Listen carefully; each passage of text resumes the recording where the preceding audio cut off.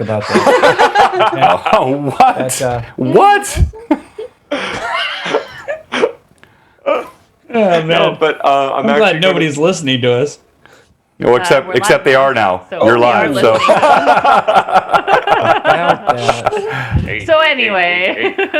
But no, I actually found out that I'm almost like within November is when it's all going to get cut off, and I should be at the right mark for Locks of Love at that point. Oh, dude, I did that for a long time until my hair got thin. It's fantastic. Now my hair's thin and I look ridiculous with long hair. Don't.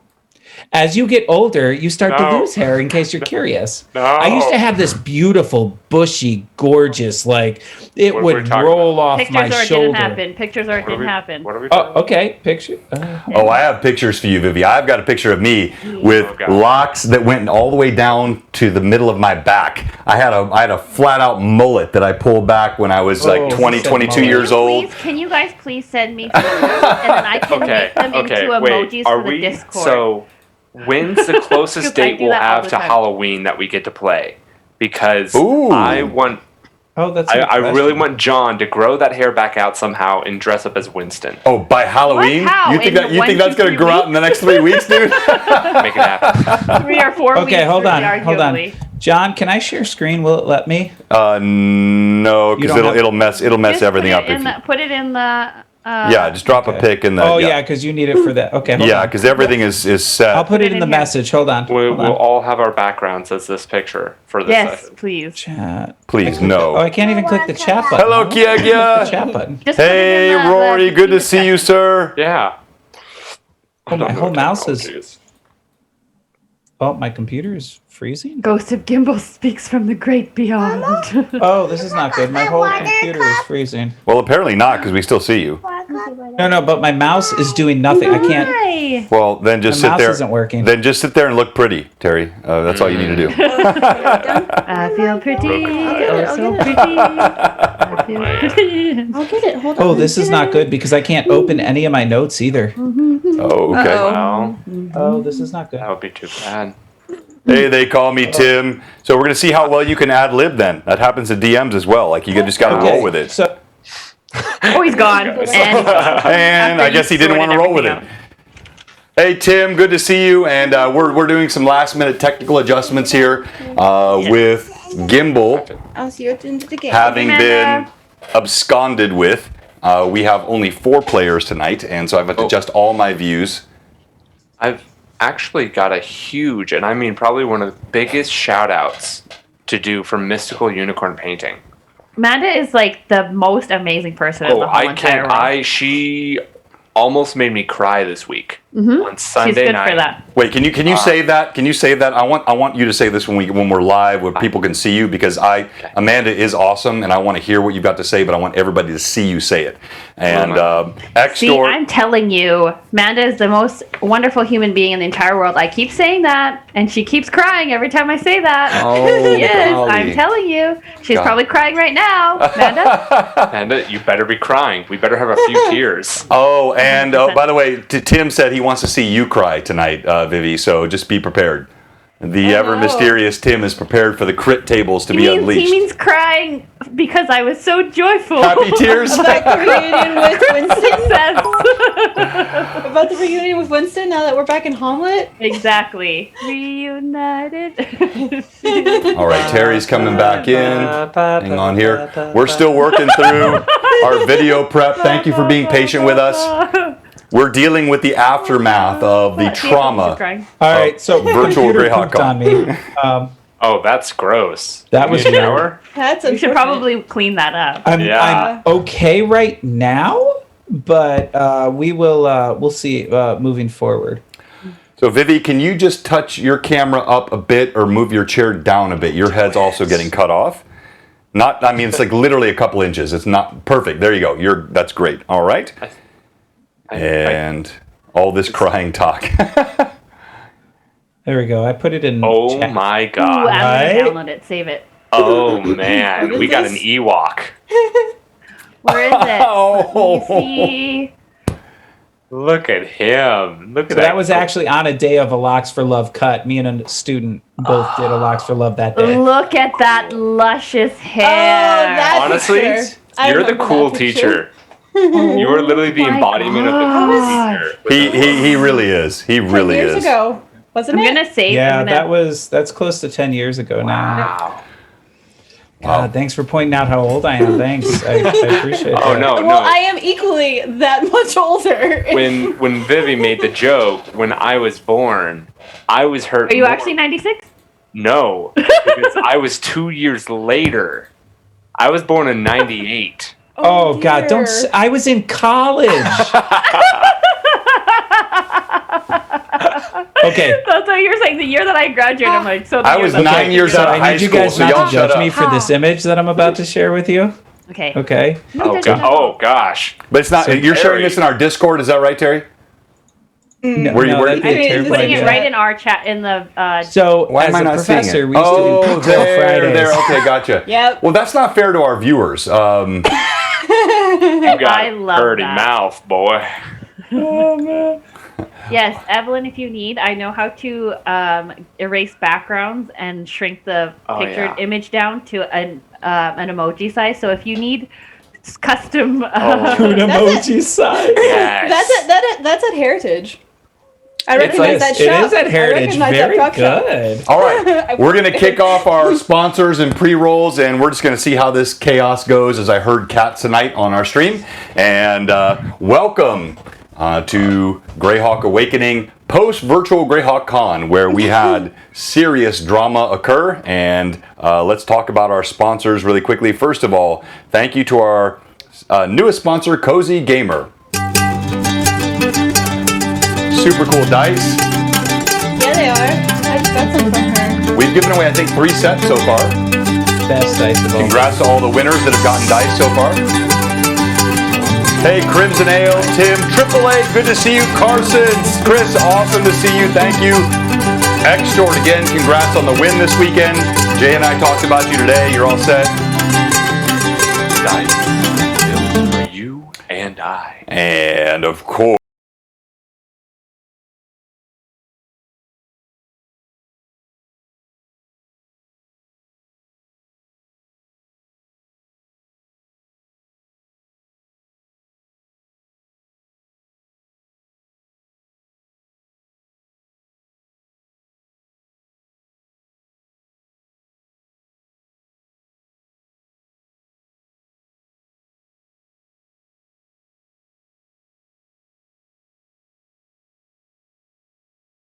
not that one, really. And then, as we prep for our game session today, thank you to everybody that was with us. A fantastic weekend. Yes, Those oh, are beautiful. What are those? Ooh. so cute. I really like those. Yeah, you'll have So to show those cozy. when people can actually see you, but those are beautiful. And then, I was just sharing it with the group. and of course, our Greyhawk Awakening map. And thank you to everybody that supported us. Man, what a weekend we had.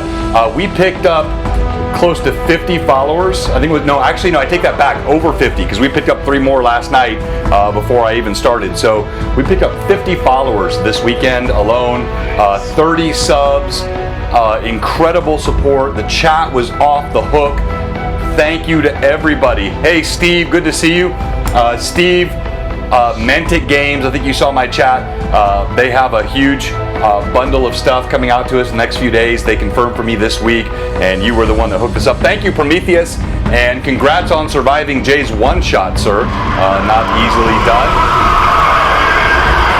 Not something Dwayne did. Dwayne died in my one-shot on Friday, and he was a great player, but he was a victim of the Tim crit tables.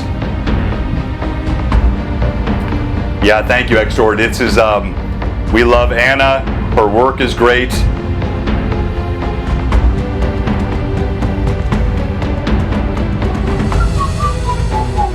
I'm so glad they got that RPG scribe for Android. This thing is amazing. Yeah, isn't it? Yeah. Isn't it cool? So much. It's so much easier to do it on this app. Well, It's ridiculous. I just find myself making other characters that I might want to play at some point. I'm like, oh, I can do this really easily. Do that. Right, Oh, that yeah. sounds fun. And it's great because then Evelyn can just export and give me the character. Exactly. all your pre-made characters when we die. It's great. Send everybody pre-mates. Yeah.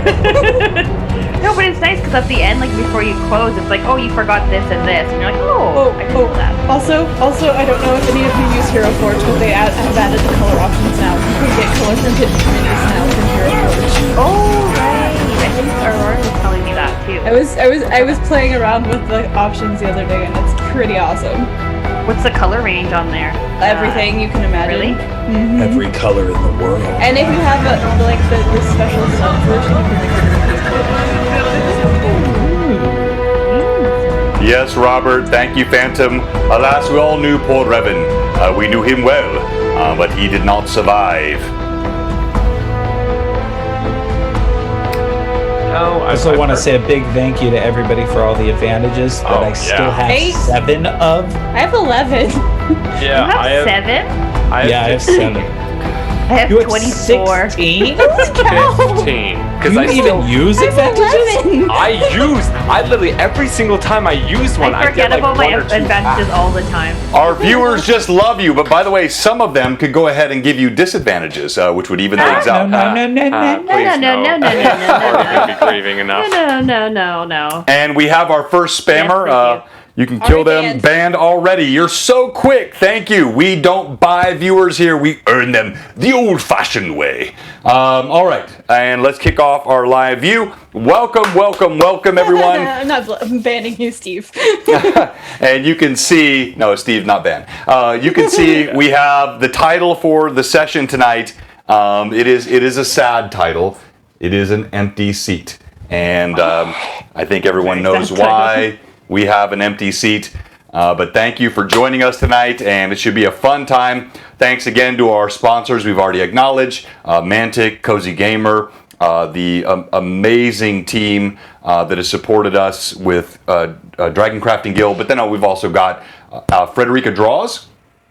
And all the artwork you see here, that's all from Frederica, a great sponsor. And we're actually going to give away tonight another drawing from Frederica if we get to 700. And we are sitting at, wait, no, I'm sorry. Are we at 479? Is that what I said? Let me Or sorry, 679. We're at 679, I think. I was like, if we're at 4, 7. No, 6. I meant 6. Sorry. I'll be right back. I gotta make some accounts. Let's see. We are currently at... Yeah, let me get back there. I can see 679. it. All right, so we need to get 690. We pick up 11 followers tonight. We're going to give away a custom piece of artwork. So you could have a miniature that you want to replicate, a character you want to have drawn, or even a monster, if you have a monster that you want to have created. Frederica will draw that for one of our viewers tonight if we get to 690 followers, which I kind of think we will. We've typically done that. And we have no gimbal. Gimbal was absconded with, which we'll talk about in a second. So, I'll talk more about Virtual Greyhawk Con in a second, but before that, let's get into what happened last time. All right. Well, over the 5-hour session last time, a lot happened.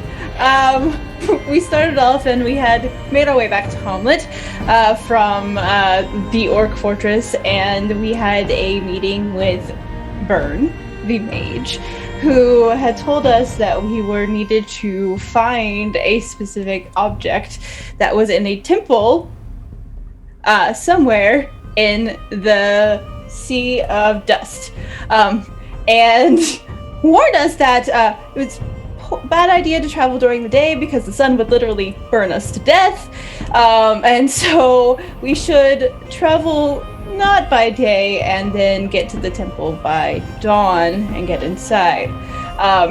And we were given some specific words that we needed to say to once we got there to be able to get inside. He then gave us various magical items, including, or not necessarily all magical, there were a couple magical things, and then there was a really nice sword and a really nice crossbow, but the 2 magical items was there as a hourglass with no sand in it that would get us back from the Sea of Dust, and a glass sphere that could be used to heal a lot of wounds if needed during our journey. So he then used his magic after being criticized a little bit by various members of the party. He then used his magic to send us along our merry way. We arrived in the Sea of Dust, surrounded by some rocks, and we talked a little bit whether we should go ahead and rest, or go ahead and travel. We opted to travel, which may or may not have been a very good idea at all. It was not a good idea. But we made our way toward where the temple was located, dealing with the massive chill in the air overnight. Brim actually ended up taking some damage because he gave his winter blanket over to Ashrin to keep her safe during the evening, and Gimbal burned his coat to warm Brim up, to try to keep Brim warm for the rest of the night. Once the morning arrived, the sun started rising. We found that we were close to where we needed to be, and Lilith said the words, and the ground began shaking. We didn't know what was happening, and out of the ground rose a great temple with a open mouth face. There was quite a bit of hesitation momentarily about going into the temple as the sun was rising, and everyone decided it's time to get inside. Everyone ran in. Lilith asked Millie for a piece of paper so that she could record the direction that we were traveling, and Millie led the way through the hallway that was very narrow, with Shorewin following and Brim in the rear, and everyone else in between. As we made our way down the hallway, we were being very, very cautious, maybe a little overly so, and we arrived to a T in the hall where we could go left or right. We chose to go right after a lot of discussion. And then we continued around until we found a room that had a single suit of armor, some piles of bones, a lever, and a shield hanging up in it. As Shorewin made his way into the room, he decided, what's a really great idea to do? Touch things! So he touched the suit of armor, which immediately animated, and he attacked it back. It collapsed from some very ancient magic, but it was a very well-made suit of armor. It was very shiny, and it hadn't seemed to be affected by the age that it had been there for. So he began debating with himself, should he take it? Should he leave it? And then he saw the shield on the wall, which he wanted to touch as well. And Gimbal was like, well, maybe don't touch it, because this has obviously not been good in the past 5 seconds. Gimbal goes and touches it instead, while Millie's looking at this lever that's in the room.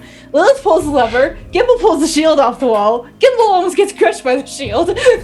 As Lilith pulls the lever, the hallway, actually, where the group had just come from, shifts, and suddenly there is a door, or an opening, a doorway, in the hallway. Once the room is cleared, Shorewin decides to take the shield. Millie takes the gauntlets from the suit of armor for Shorewin, so that he could come back and get his armor later, which didn't happen.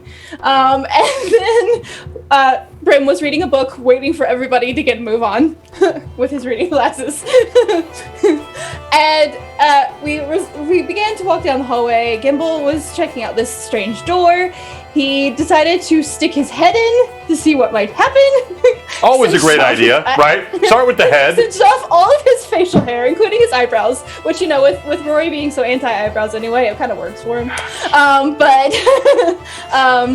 Once he had done that, though, the doorway cleared away, and the gray that had been over the door had opened up. So everybody started making their way through as the gray was closing back down over the door.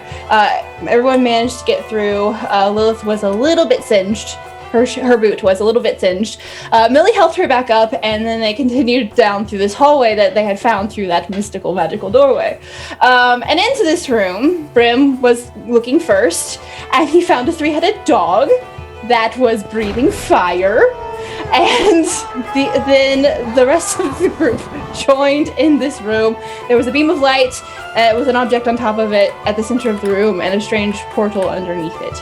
The group fought this three-headed dog. It was thoroughly defeated, with Millie finishing off one of the heads, Brim finishing off one of the heads, and I think Shorwin finished off the other head, if I'm remembering correctly. No? No. Was it Gimble then? It was Lilith, wasn't it? Lilith. Okay. No, it was Gimble. It was Gimble, yes, with the crossbow. Gimble. It was Gimble with the crossbow. Right, yes. Yep. Oh, right, it was with the crossbow. I just made rat skewers, that's all I made. Yes. her rat kebabs? immediately. You made rat kebabs. So once the dog was defeated, Brim began to try to figure out the way to get the object down from the top of this beam of light. He ended up wrapping a sphere with some fabric, and Millie stood on the other side while he knocked it off, and she caught it in a scrap of fabric that she had taken from the mage's robes in the Orc Fortress. She had wrapped that up and stuffed it in her pocket when we began looking at the portal in the ground. And lo and behold, our good old friend Halia showed up. And you know we love Halia so much. She's so likable. And she basically told us, oh, thanks guys, you did all the work for me, so I didn't have to do it. Really appreciate it. Now you'll be handing that over to me now, or I'll be killing your friend Gimble. After she had frozen several of us and held a few other people. Now, really important here though. She revealed something. How could she do this? How could she be there at just the right time? How could she know where you were? The brush that Lilith had, she had been either scrying on it or she had some sort of location thing that she was using that was able for her to follow the brush that she had given. Now that brush, because we've got a lot of new viewers. You say the brush. What's the brush? Like, when did that brush come about? Like, Lilith, I'm sorry. Okay. Lilith, tell us about the brush. Where did you get that brush? When did you get that brush? Why did you get that brush? I'd like to pretend that the brush didn't exist. No. Back when we first met Halia, and we discovered that she was evil and we didn't like her, she had a brush that was hers, a beautiful shiny silver brush. Lilith does collect lots of items. Nothing like that brush ever that she collects. Nothing shiny, nothing fancy. And then I guess she woke up and she looked in one of her pockets, and Halia had slipped the brush into one of her pockets, and she just kept it. Brushed her hair once with it, and that's about it. And kept it in her pocket. So that was episode 2. That was episode 2. We're on episode 16. So you've carried that brush all along the way, and there have been several coincidences that have happened, and there were little hints given along the way, but it never really clicked. Understandably, I mean, it was pretty obscure, but that's the brush that Millie's talking about. So, all right, so continue, Millie. All right, and so Halia was holding Gimble at dagger point. She had a dagger to his throat, and told Millie to hand over the object that they had gathered. And Millie, using her very thieving sleight of hand skills, managed to, with a bit of a sleight of hand switch, passed the fabric over without the orb inside, without Halia noticing.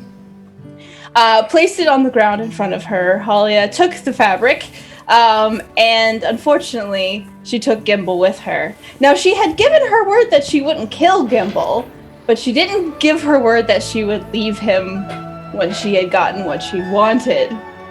So, now, at the end of last session, Lilith, at the request of Brim and Millie, threw the brush out through the portal, and they used the hourglass that Lilith had taken some of her pocket sand and put it in there, and made their way back to Hamlet. And so now we are back in Hamlet without our ally, Gimble, but we have the object in hand that we were sent to retrieve. Outstanding. Well done as always to all of our lore keepers. By the way, Evelyn, incredible. The notes in our Discord, Go ahead and pop the Discord stuff in the chat. When the Nightbot says if you want awesome emotes and all that, that's not spam. That's actually from us. Everything else is spam. And we are just so appreciative of all the work that our Gimbal, what Rory does with his Excel spreadsheet and his incredible detailed tracking, which is frankly intimidating to a DM. And then what Evelyn does, all those great notes. We're so appreciative. All of our fans, absolutely fantastic. And the party is now absent Gimbal. Now, before we begin, we're going to have a quick player introduction, but I'm going to give a bit of player instruction before I have player introduction. And I actually had something I meant to say to the players before we had all the fans on, but that's okay. I'll let the fans hear it. I want you to understand that there are certain points, and I feel like we're only 16 sessions in. We're still in our first few months as a stream, so I can expect that my players understand the cues and things that, let's say, Jay's players, who've played with him for 4 decades, understand. But when you have things like moments around a fireside, or if you'll recall, I really paused a long time during our one-shot in the Greyhawk Con during the travel that was occurring as you were. Those are opportunities for you guys to interact and role play. So there was so much that had to be recovered, everything from the fort and what happened with the dragon and the mage and Shorewin, your sister, and all of these things with Gimbal. And so when I give you those moments, now I'm not demanding that, don't think, but when you feel like these awkward pauses and silences and you're wondering like, what is John doing here? It's a lot of times I'm giving you opportunity to have those role play moments. Now, why do I say that? Because there may be one starting today. All right, let's go through all of our PCs and let's start with Brim. Brim, tell us about your PC, his level, his class, his race, and a little bit about him. Alright, my name is Brimstone. I'm a 7.5 foot tall ogre fighter, level 4 now. A bit beefy and now a bit beefier since his necklace that Millie gave me. I love milk. I don't like hurting innocent creatures. I don't mind laying down the law with my great axe on any booties that need whooping. And Ashrin loves to heal me by my booty, which is hard. It's true. Okay, all right. Continuing the theme of our last session, let's go to Millie. Alright, hello dears, I'm Mary Millie Von Tomps. I am a level 4, half-elven swashbuckler. I like gold, whiskey, my best friend Lilith, and everything shiny. And I am finding myself feeling much more part of this group than I did at the beginning. Well said. Outstanding. Let's go to Shorewin. Indeed. I am Shorewin Tessel of Corewood, a cavalier of the 3rd level, with my trusty steed, which I do hope to see today, Winston, who apparently also has eyes for one other person in this group who has not yet spoken.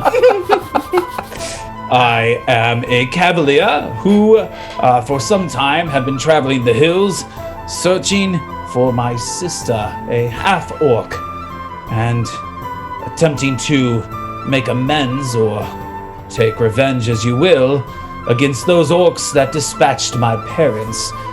Though they did not kill them directly, they did kill them, and I will find them. Well done. And yes, you have been dubbed Brim the Beardless Brim. I believe it was Tim that recommended a prosthetic beard. All right, let's go to Vivi. Tell us about Lilith. Lilith is a level 3 Greyhawk Wild Elf Druid. She likes to collect odd items, but now she will never collect anything shiny ever again. Or be very suspicious about them if she does collect them. She has no idea about personal space. She loves Millie with all her heart. Millith forever. Hashtag Millith forever. And I think that's about it. All right. When you throw the sands into the hourglass and You feel that sense of complete disorientation. Suddenly everything around you swirls. Gimbal having been pulled away by Halia with a blade to his neck. Halia cackling with confidence that she has secured both a hostage and the eye that sat atop the spear. They both vanish into the ether. The sands pass through the hourglass. The party feels vertigo.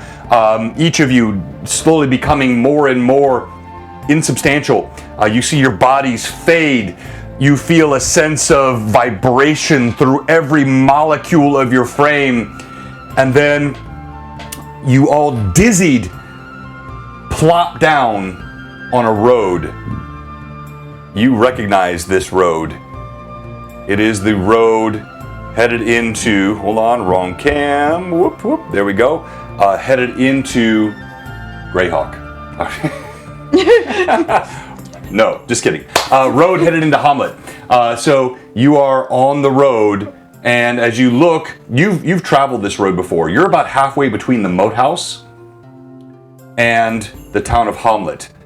This dirt road surrounded by the slowly fading foliage of patchwall, late patchwall now, getting close to winter. You see the trees dropping leaves, the wind getting extremely cold now, not just the chill of autumn, but heading into the frigidness of winter. There are still birds and still wildlife that surround in the area, and as you head on this road, you all suddenly become substantial again. You see Ashrin, Brim, Millie, Shorwin, Lilith. No Gimbal. The first thing I'd like to do is, when I finally snap back to reality in that moment when I realized that Lilith was using the hourglass, I lunged out with my right arm for that chest. I'd like to look down to my right hand and see if I've got it. You don't need to look down. You feel this monstrous chest clutched. Only Brim could have held this, and you have it held to your side.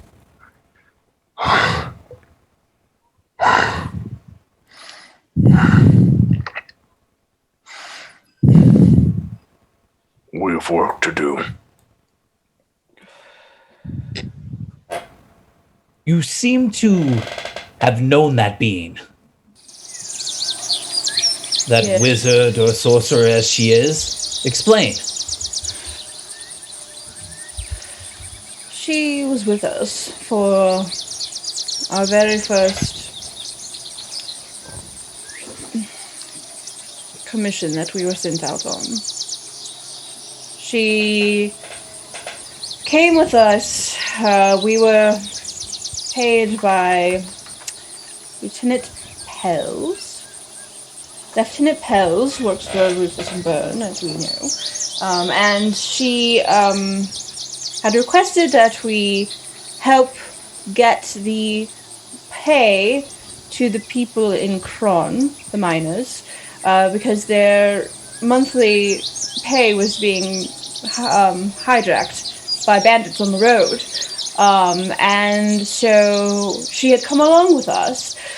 Now, I had a funny feeling about her, and actually stayed up the night before we left in a tavern, and she spoke to one woman who we had been warned about in passing, a mage by the name of Zoe Vandren. And what business they had, I was not able to catch everything that they said, but Halia had me on edge. And for good reason.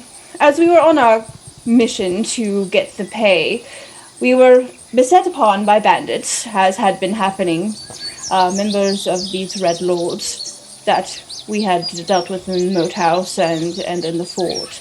And they, after we had managed to defeat these bandits, Halia seemed quite curious about a grouping of mausoleums that was beset behind the hills where these bandits had attacked us. It was a group of 3.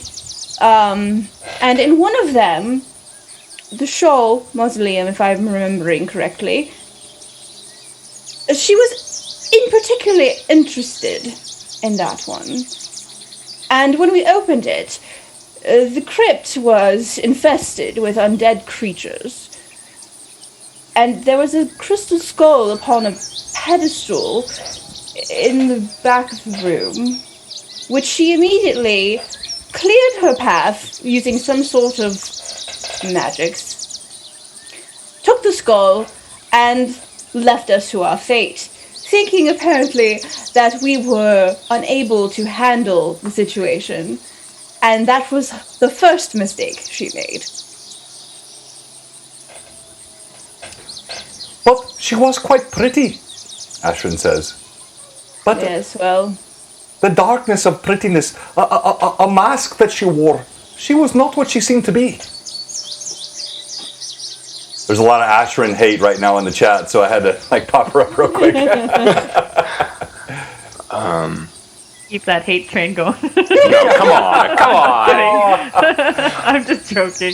Thorwin, the way the orcs are to you, are the way that Hellia is to us. Oh, so much more concise. Well played. And also, I'd like to note that Brim has been walking. yeah. Yeah. Yeah, everybody's walking. You're all Cool. Just want to make sure I was We're walking. You're Just standing still. wasn't sure if we were chilling out, having no, you're all walking together on the path. I'm sorry I don't have panning scenery for you, but yes, Yeah, you're all come on. walking together on the path. I need If we could work on that for next week, that would be really That'd be great. great. Very slow Thank you. conveyor belt, just moving on and I actually move might be able them. to put that together. So tell me then. You've worked with her. You obviously have fought at least near her. Do you know of her weaknesses, where she might go, what she might do? We need some sort of lead. Well, her greatest weakness seems to be hubris. Other than that, I don't know. I do not know enough of magic to know what might be worth using against her. And without Gimbal,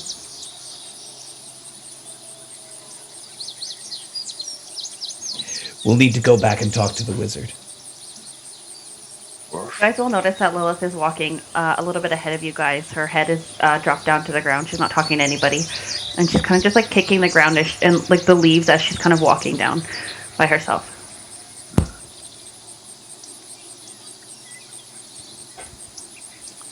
Brim will try and shatter up alongside her. Okay. So as you continue along the trail, you've covered about half the distance now. There is a somberness among you. It belies the pleasantness of the birds and the trees that still survive the chill air approaching winter. There is a sense of loss that is alloyed with a sense of accomplishment, and it really puts a somber mood over the party. You continue along the path. Brim reaches over, still trying to walk beside her, not really saying too much, but he puts his hand on her already dipped head and just kind of rustles the hair a bit. And saying it low enough for her to hear, but also still a little bit loud enough for anyone else to hear if they really want to, not being secretive about it. He's not dead. And there's still hope in this. That's why I said we've a lot of work to do. I know he trusts all of us. And it's time to get our best friend back. So we need to be smart. We need to work hard. But we can do this. She's still with her head down. She doesn't look up at Brim. Hands kind of fiddling around with the Wayward Bolt totem that she made. My curiosity has betrayed me more than once with Halia. I think it's my fault that Gimbal's gone. No, dear. It's no one's fault but Halia's. Well, It's not your fault. it is a bit her fault, says Ashrin. She did Ashrin! She pulled the lever. Dear, do shut up for 5 minutes. It's not helping. I love you, kind of, but do shut up. What? I barely said a word. What do you mean 5? Yes. Just sorry, you're Lily. not helping. Oh, all right. Not helping. She really not helping. She drops her head and continues to walk along. Lilith, there was no way you could have known that she was using that brush to follow you. Or to follow us, or whatever she did with it. There's no way you could have known that. So, you cannot blame yourself. It does Gimbal no good for us to...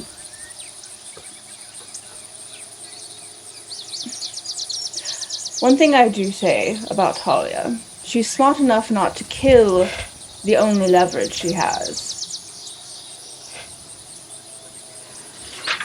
And she'll look up at Millie. You're right. I still worry. I think maybe I should use more caution. Ashrin, despite being silenced by Millie, when you say this, she speaks up. Oh, but no, dear, forgive my words. If you use more caution, you would no longer be Lilith. Your spontaneity, your joy, your wonder at all that's around us, that is what you are. Don't be chastened by a mistake. It can happen to all of us. I was about to say roughly the same thing. Lilith, why do you walk as you kick the leaves along the ground? I just fear, I don't know, maybe just my curiosity with Talia in the beginning, going into the tomb when everybody else was not really wanting to, and just keeping the brush as trinkets, I guess. I don't know. I don't know why I kept this brush. It was shiny, not like anything I normally kept. And it led her right to us. I think I'm just feeling a bit of guilt from that. And now Gimbal is gone, so...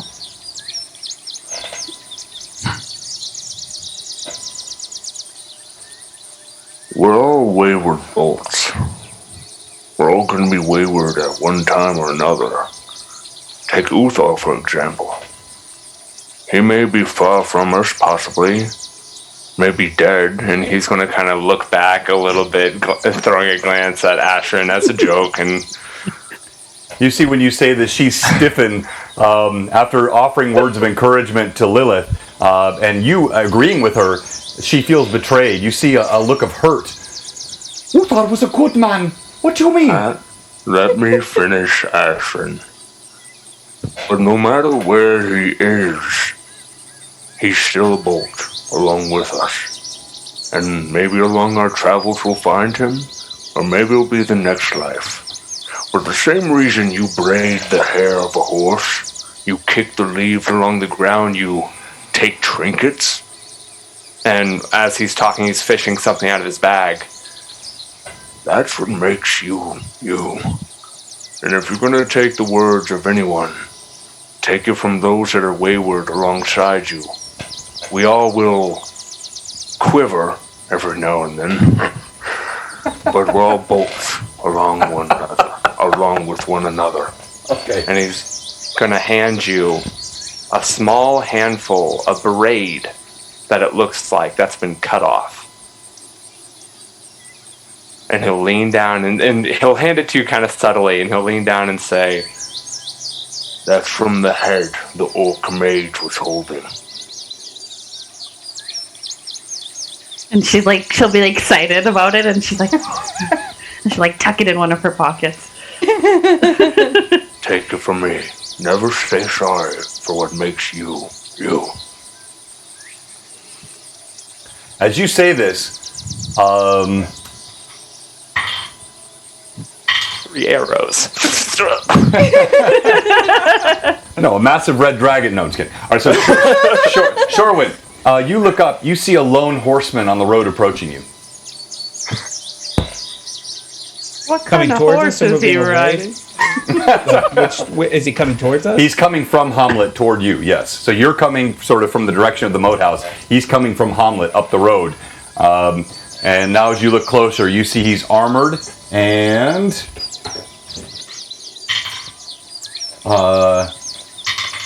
Millie, you catch the gaze of Shorewin, and you, first of all, with your keen eyesight and a little bit of affinity, you see the form of Galen riding up on a horse, his weathered armor. He trots up towards you. As he gets closer, he kind of pulls up shy just a bit. You see the horse, the horse seems nervous as it approaches you. You know, maybe it's Brim, something, is making the horse a bit nervous as he pulls up, and he kind of steadies it. I am so glad to see you. We had feared the worst. I knew what you undertook was, well, Byrne is a good master, but he is prone to putting people into difficult circumstance, and I'm glad to see all of you, but most certainly you, Millie.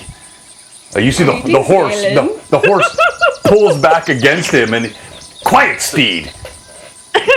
As she says that, Lilith will like audibly giggle, and she'll kind of like nudge Millie a little bit, just like audibly giggling. Shorewin's just gonna side-eye Millie for a second.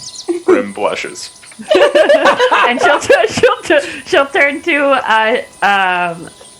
Sherwin, and she'll be like, "I'll tell you about it later." Indeed. So he says,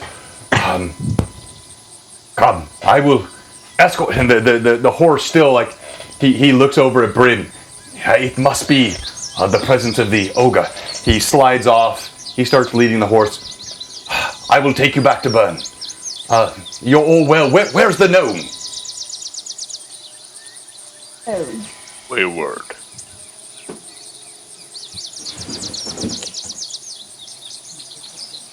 He was taken. I see. Is he alive?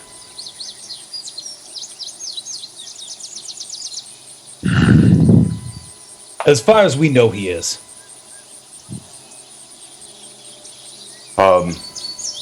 He shrugs as he starts to walk the horse with you along the path. He's somber. He casts a glance over his shoulder occasionally at the whole party, but mostly at Millie. And the horse then really starts to neigh and pull against him. Beast! What is with you? What's wrong, horse? Sorry, go ahead. Shorewin's gonna go up to the horse and put his hand. Whoa! Put his hand on his neck and his mane, and attempt to calm the horse. Knowing, having trained with Winston for so many years, trying my best to calm the horse down a bit. As you grab the horse, you again trying to use your impeccable cavalier abilities to calm it. Your hand touches Galen's hand, and you feel a chill, a cold, pallid hand. As you touch it, you see the visage drops away. It is not Galen at all. Again. You see before you the paling he had. That's the horse yanks out ferociously as he changes and pulls away. I need initiative. And I won it last time. So You did. Can Brim just say no? Not today. Not today. But Not a in good fact, time it right is now. today. Give me a second. I am in pain more ways than one. The horse darts away into the forest. You have a 5. Hold on, let me kill the pleasant birds. And don't say the DM you already doesn't did give that. you hints. The DM gives you hints. And it is my initiative, and I have a 6 on the die. The creature catches Shorewin by surprise. This pallid, suddenly as the visage of Galen drops away like a veil, uncovering a room behind, you see this creature stands 6.5 feet tall, pallid, eyeless, with just glowing parts above its cheek, vicious looking teeth with lips pulled back, a dark cloak. As it moves, it shimmers, creating a sense of disorientation. It leaps at you. Die! It attacks Shorewin.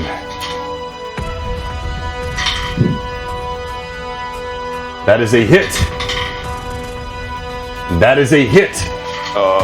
Shorewin, you feel 2 blows strike you, claws that strike out.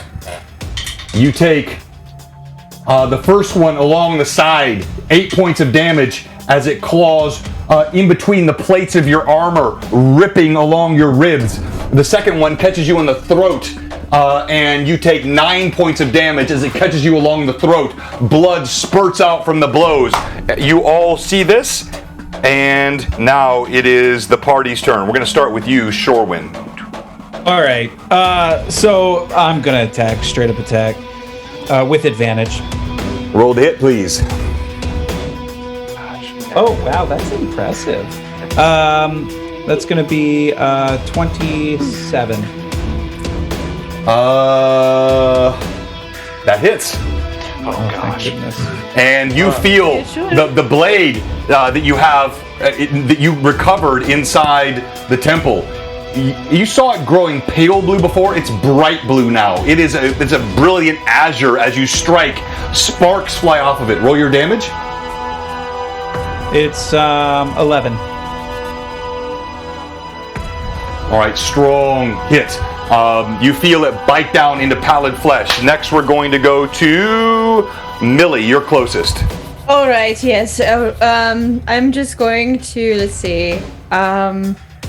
I am going to attack it, and I'm going to do a precise strike and use one of my panache points to double it if I hit. I'm going to use an advantage on this attack real quick. Subtract that off. 18 on the die plus 9 is 27. 27. And remind me, the blade that you're using, what is it?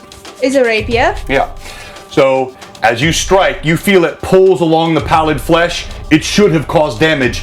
It does not. It drags across the flesh and does not sever it. All right. Well, I will attack with the dwarven dagger now. Okay. Roll to hit.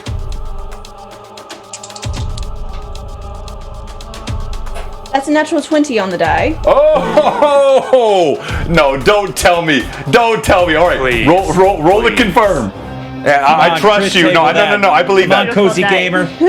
We love you, Okay, Cozy. and I'm going to do an advantage on the confirmation as well. Come on, Cozy. That's a 26 hit on the confirmation. Come on, one hit kill. One hit Please? kill. Let's go. Kill Did I it. confirm? Did I confirm? Kill it. So the question came from Tim: does it take magic, or So it's certainly magic, and maybe something else. I won't say now, but certainly magic. And your dagger has that something else, and you swing, and that is a critical hit. I need you to roll percentile dice, and I am about to be so upset if you do something Okay. insane Come on. here. I gotta Come on, figure out which Cozy. This is plan not I what the want. DM had in Come on, mind. Cozy. Go, Cozy. 97. Cozy's our bae. Here we go, 97. Okay. Let's see what we get. What do we get? That's a 52. A 52. Above 50. That's good. It's That's a good. minor bae. All right, hold on. That's a solid minor crit. fade. Hold on Do you here. want me to also Art roll day. my dagger damage now? Winston is big. Yes, please roll the dagger damage. Let me pull up the crit on a 50. It's a 4 on my d4, so it's an 8. All right, that's a level 6 crit. All right, so 8 you said? Yeah, 8. Wow. Can't you get an All advantage right. out of that? Very nice. Thank you, Pat66. That is for Millie. Yes, higher is always better, Tim. Always when it comes to crits. Control Alt Delete the paling. I'd like to Alt F4 the paling. We'll see. Hold on here. I'll get quicker with these crit tables. I'm still. Stop, Bum, bum, bum. All right, you plunge your dagger. You seeing your rapier do no damage, strike along this flesh and not pierce it. The dagger bites deep. You catch it in the shoulder, pierces the arm, opening a gaping wound. And I'll tell you what the crit says, though you don't know this. This is OOC. He's got to make a saving throw to avoid dropping anything he's holding. Well, that doesn't matter. He's not holding anything. And he would suffer a penalty for any attacks or parries made with that arm of -2, which he will. So you have wounded this arm. You see as you cut it, even though there's no blood, there was tendon and sinew that connected inside. It severs and snaps. You double your damage, so it's 16 points that you do. And you see the creature, it hisses back in surprise. We go to Lilith. Lilith will cast Flare. This one is. It says it's instantaneous as well. Do I need to roll for that? No. So, Okay. but there is. Remind me of the DC on that, please. It would just be my DC, correct? Mm-hmm. Or what it is. Okay, fortitude negates. Right. So Yeah. I need. Yeah. So I need you. So it's 10 plus your level, your caster level plus your wisdom bonus in this case. So it's Plus 10. what was the last thing you said? Yeah. So plus 10 plus 2, 12 plus your wisdom bonus is what? Wisdom plus 3. Plus 3. So it's a 15 DC. 15. All right. 15, yeah.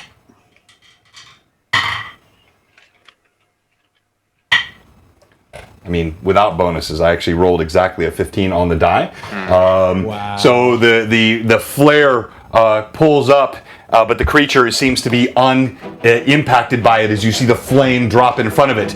And we go to Brim. As he moves forward shakily, he of course will have to drop the chest. And so I'm guessing he was carrying that in both hands. No, you had it tucked under one arm. Oh, okay, cool. So he just drops it, he pulls out that great axe, and then Who has that orb?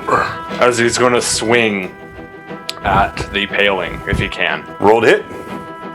I'm going to use an advantage for this. Yeah, you were only about 10 feet away, so you're fine to make that movement and roll an attack. Okay, that's dag nabbit. That's going to be a 19 to hit. No. So you swing, the creature pivots. As it pivots, you see something you saw before. It almost looks like it's a thin razor mirror edge from the side. So when it turns, it's like it's not even there. There's like a sliver of black. As it pivots, your axe swings and does nothing. Ashrin, yeah, that's going to work. You're within 10 feet of Ashrin, Shorwin. She rushes forward. Whoops, sorry, the road does not actually move. Ashrin rushes forward. She dives and puts her hands on Shorwin. Be healed, Cavalier! As she does so, you feel a healing power that gives you a warm sense of light through your shoulders. You're healed 7 points of damage. We go to initiative. Okay, and that goes to Brim because I lost. That's right. You got this, Brim. Oh, Okay, I wait, doubt let me he turn does. the light on my incredible Oh, yeah. dragon crafting. Did you guild. roll a 6 again? He did roll another 6. Okay, but this dragon crafting guild is guaranteed Dragon to roll crafting more. Roll nat Not 20. more nat 6s. Nat 20s, not nat 6s. It can roll nat 20s on a d6. All right. Yeah, it's insane. All right. So, Bananas. Millie, Crafting guild. the paling turns toward you. You who drove your dagger into its shoulder. It swings. Opportune parry and riposte. All right. On the first swing, go ahead and roll your. Hey, DCG with the shout out and gives the advantage. Yeah. All right, roll. 15. All right. Its first pallid claw comes across. You deftly put your rapier in between. While unable to pierce its flesh, it is able to stop the blow. It deflects the arm. The second one comes across. As the creature leans in, I have your armor class at 18, correct? That is correct. It hits. You feel it rake through your armor. As it does so, the mouth comes down to bite. All right. From the claws, you take 9 points of damage as it rakes along your flesh. All right. The mouth comes down to bite. It catches you in the shoulder. You take 5 points of damage from the bite, and I need you to make a fortitude save, please. This is DC 16. I'll roll this at advantage as well. You got this. Exactly a 16. As the creature's teeth bite into your trap here, right above your shoulder, you feel your limbs begin to stiffen. Like somehow you're being held in place, but by force of will, you burst through it. And that ends the creature's round. We're going to go to Brim. You are right there, sir. He's gonna swing with one of his advantages. And hopefully hit. Here we go.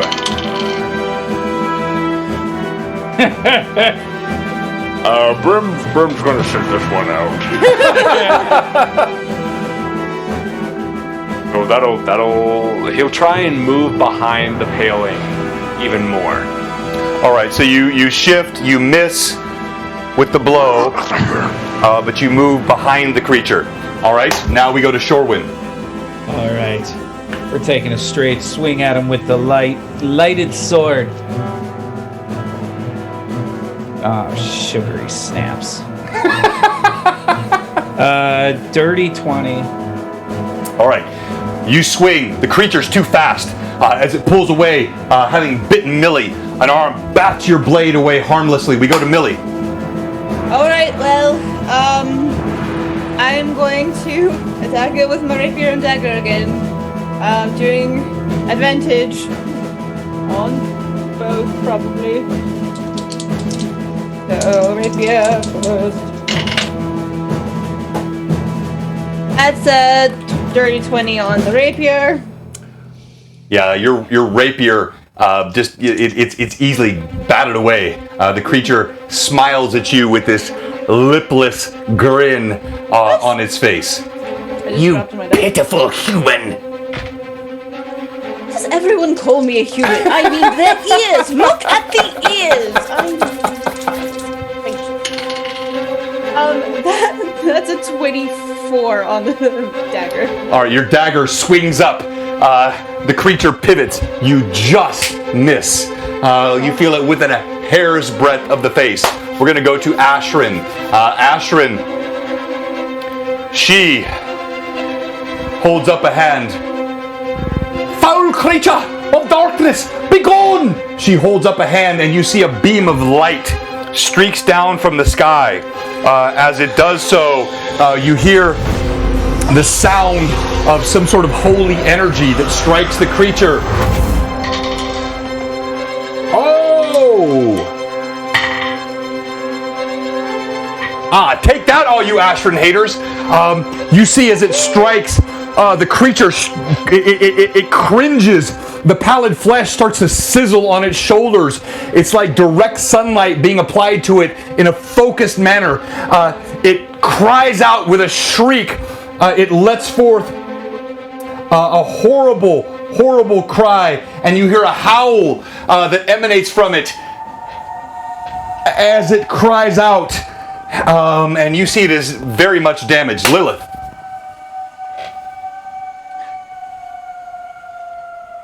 You're muted, Lilith. How close is Millie to me? Well, so she is, you can see there, she's about 8-9 feet away from you. But she's the closest to the paling, correct? Well, no, the paling. So Shorewind, Brim, 3 of us. and Millie are all close to the paling. I don't know if you can see it there on your camera, but they're all standing right around. Only Ashrin and you. Ashrin's a little bit away, and you're about 9-10 feet away. I guess she'll try to cast flare again. Or And if you Okay. can increase your DC by adding advantage to it, by the way. okay, yeah, Correct. then I'll do that then. By 2 points. Ooh, okay, yeah, I'll definitely do that then. I'll use Okay. advantage to increase my DC.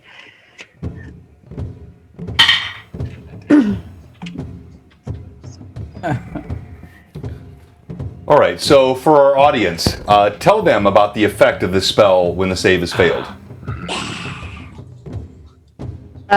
Says this cantrip creates a burst of light. You cause the light to burst in front of a single creature. That creature is dazed for 1 minute, unless it makes a successful fortitude save. Right. So as you do this, you see that blast of light. The creature still reeling from whatever it is that Ashrin did, flesh sizzling. This time, its head had turned right toward your flare. Your flare blossoms in front of its eyes. It pulls back, the claws go in front of its eyes. It is stunned for 1 round. It will have no action the following round. We go to... I think I got everybody. Did I forget Yep. anyone? There's Initiative. That's it. That's all that's yep. Well, not that it matters. I have a 6. That's the worst 6 I've ever rolled. Doesn't matter. The creature is stunned. Its eyes covered, well, the lack of eyes, where its eyes would be, but it had those glowing sort of sockets. Its hands covering it. It staggers back. It is stunned, and we go back to Brim. Go, Brim, go. Oh. You got this, Brim. Okay, yeah. So the first thing is I would like to keep an eye on that chest at all times. Even though I'm swinging at him, maybe that's why I'm missing it, because I really want to make sure that chest isn't going anywhere. So the chest is on the ground right behind you. If you're looking on the camera there, you can see it. It's right there on the camera, and just reminding our viewers, the big guy, that's Brim. Tough to miss. The paling sits between them. That's Shorewind right there with the armor and the cape. That is Millie on this side. Mary Millie, that is Ashrin, who has just cast the spell. That is Lilith back there, who just cast Flare and stunned the creature. All right. I'm gonna roll with advantage again You got this. to try and hit this creature. I'm only going to use this die because these Brim's two have got been failing me. muscles. So that's a natural 18 on 1. Oh, okay. Hold out. Okay, natural 18 is what we're going with, so that is going to be a 27 to hit. That hits. And remind the audience of what weapon you're using. I'm using a great axe. Non-magical, if that possibly matters. So he brings it up and finally cleaves over. Do I roll damage? That's why I asked the question. I knew the answer, but I wanted the audience to hear it. As you swing the axe, you feel the blade, it strikes, you thud. The creature staggers back with the force of your blow, but the axe does not bite. It slides right across the flesh, doing no damage. We go to Shorewind. Oh, we are getting angry. Not my question. I have a question. No, we're gonna just regular attack. I'm gonna regular attack. God damn it. That is 24. You swing as the creature staggers back. You would have missed, but it's stunned. It's unable to move with the dexterity it normally does. Your blade strikes true. Thank you, Lilith. Yay, Lilith! That's gonna be 10 points of damage. Again, the blade flares blue as you strike the creature. You hear it. It lets out a cry as you strike it. Millie. Alright, so rapier first, as usual. That is gonna miss at the 19. And then I'm going to roll advantage for my dagger. Thank you, Antiquitas. Two natural 19s, so that's 26. That is a hit with your dagger. Unfortunately, you don't have improved critical with that dagger, so it's just a hit, but roll damage. Alright. So, whoop. That's 8 points of damage. I rolled another 4 on my d4. Wow, okay. Deadly dagger. And we go to Lilith. You see the creature staggering, dazed by your flare. What do you do? Oh, it'll stay dazed for a minute. Okay, then I will approach if I can and hit with my quarterstaff. Roll to hit. I will roll with advantage.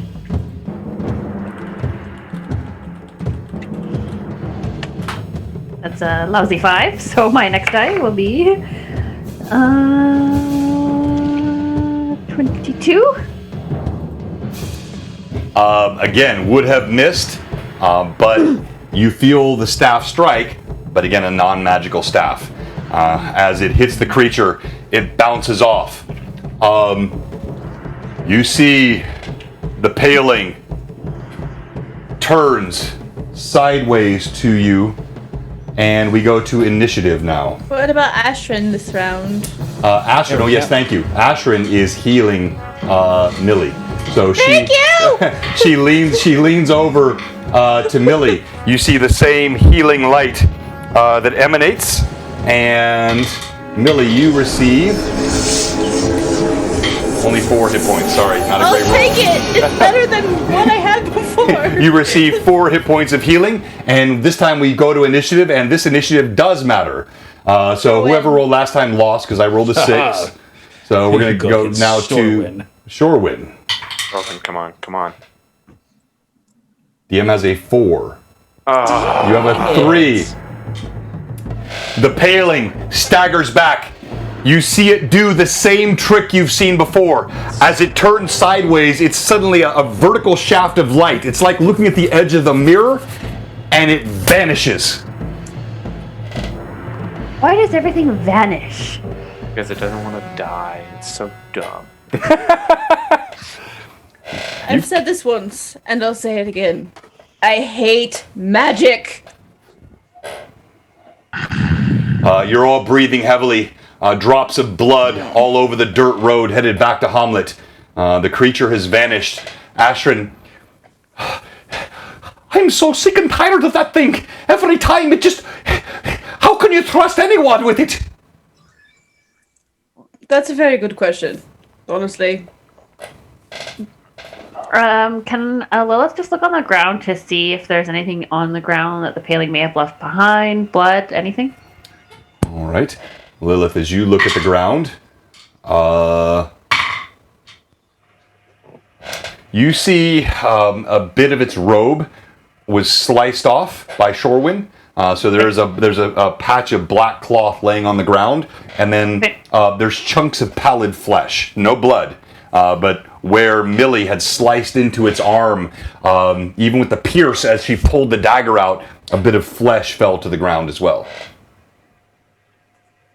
Well, Lilith only collects bones, so no flesh for me. But she will, however, pick up the cloth. All right. The black cloth. As you pull it up, it shimmers in your hands, and then you feel a burning in your fingertips. From the cloth? Well, you're holding the cloth. You feel a burning in your fingertips. Drop it on the ground. You drop it on the ground. You take 1 point of damage. As you drop the cloth to the ground, you see it writhes as though it has some life to itself, and then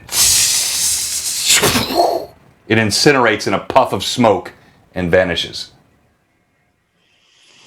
She'll kind of kick the dirt over it, and she's just like, getting sick and tired of this thing.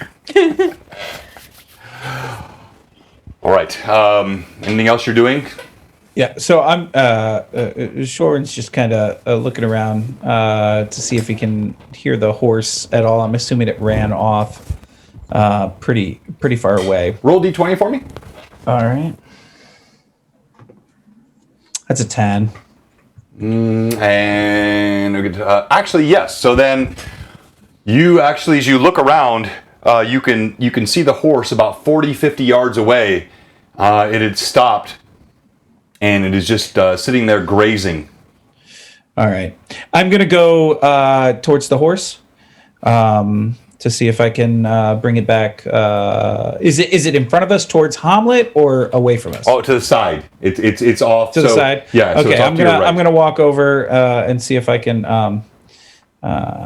gather up the horse. Okay. Roll d20 this time. Add your animal handling. Yep. As this happens, it takes several moments. The sound of the wildlife returns, and 16? everything. 16. Yes. So you approach the horse. It seems docile as you approach it. It recognizes sort of the approach that you take, the deft handling that you offer, and it remains still. I'm going to lead it back to the party. And as I arrive back at the party, I'm just going to say, this thing has attacked us now at least twice for me. Is there a reason this beast wants you all dead? Well, all we know is he's working with the Red Lords. We found a mention of him in a letter in the moat house when we were there, so... Who are the Red Lords? The guys with the red dragon. That's why Red Dragon... I see. It's a theme, apparently. All right, I think from here on out we must be much more careful about those that approach us. It seemed as if you knew the person, so I did not take a defensive stance as he arrived, but from here on out, regardless of how you view anyone entering, I will be prepared to fight. That seems wise. What worries me is every time he appears, he seems to have the memory or the knowledge of the character he appears as. Indeed. Like your relationship with Galen, or whatever you want to call it. He had knowledge of that. And I know we do not keep it secret with our reactions, but it's still worrisome nonetheless. And as Brim goes to grab the chest again, he's going to look squint-eyed at the horse. And he'd like to do a smell check on the horse as he passes it. Love it. All right, Brim. So Shorewin, you see Brim hulking half ogre walks over. He takes a deep breath of the horse. The horse kind of pulls back from the half ogre. You smell the cloying sweetness in the saddle, but the flesh of the horse itself seems normal. I'll look at Brim and I'll say, you don't plan on eating this steed, do you? One, rude. Two, I can't trust freaking anything out here. I wanted to make sure. Hey, it's been a long day. And yes, we have allowed the use of the term Hitchcockian, which was initially blocked by... I saw that pop up in the caught messages, and I was like, yeah, that's not a bad... Okay.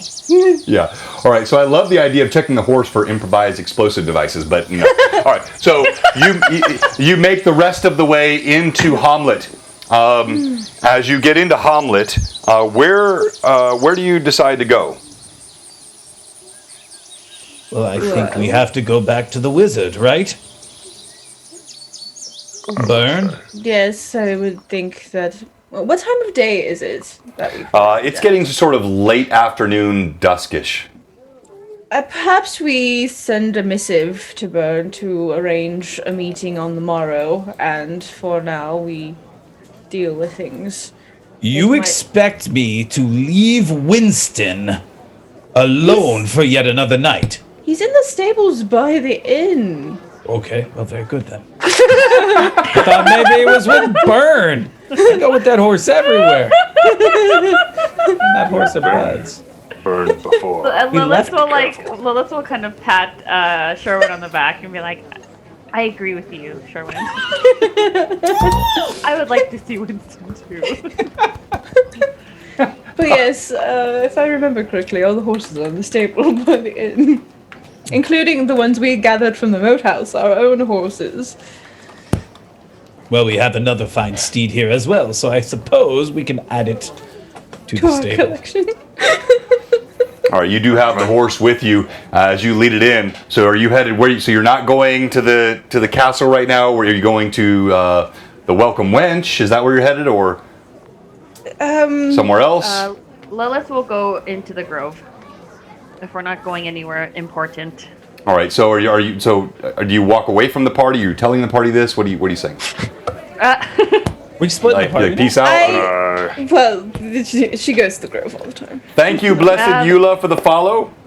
Lilith will look at the group. If we don't have anywhere pressing to go, I'd like to visit the grove. I understand. You have. I think I might see if I can track down some of the guard and see if we can arrange a meeting with Byrne. I just don't think he would take too kindly for us just showing up unannounced. Hey, when you go to do that, make sure Galen is alright. Because if we have his horse, I have my worries. Indeed, that is understandable. Yes, I will.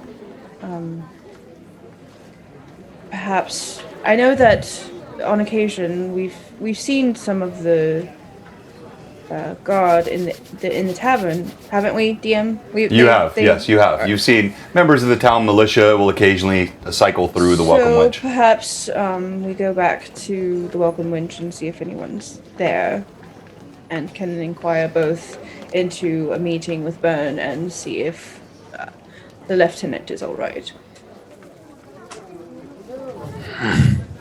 One thing very quickly, though. Lilith, will you be okay? We've already encountered changelings, as it were. Will you be safe by yourself? Yes, I'm safe in the grove. All right. All right. So, make sure I'm clear. Brim, Shorewin, Ashrin, and Millie, you're all headed toward the Welcome Wench. And Lilith, you're headed to the grove, correct? Okay. All right. We're going to resolve that now. And also, I want to say something. I mentioned earlier I was going to base the giveaway tonight on a follower count, new follower, but that was wrong of me. We had 50 followers, new followers this weekend, over 30 new subs. I just want to reward our existing followers. We have so many people on tonight, great in the chat. We forgot to introduce the MVP of our stream tonight. What do we call them? The Mad Chatters? The Mad Chatters. So they are crushing it tonight. Such fantastic chat. You guys are awesome. So we are giving away tonight custom artwork from Frederica Draws. You're not gonna, maybe you are, I don't know any other stream that's gonna give this away. So you could have a monster, you could have a player character that you wanna have done, an NPC for one of your own campaigns if you're a DM. You tonight can win custom artwork from Frederica Draws. We're gonna be giving that away. We'll start the giveaway shortly after the break, which is just gonna be in a few minutes. Let's start with the party, the bulk of the party that goes to the Welcome Wench. And by the way, there's no inappropriateness meant by that. That's the original name back from Hamlet, so it is what it is. All right.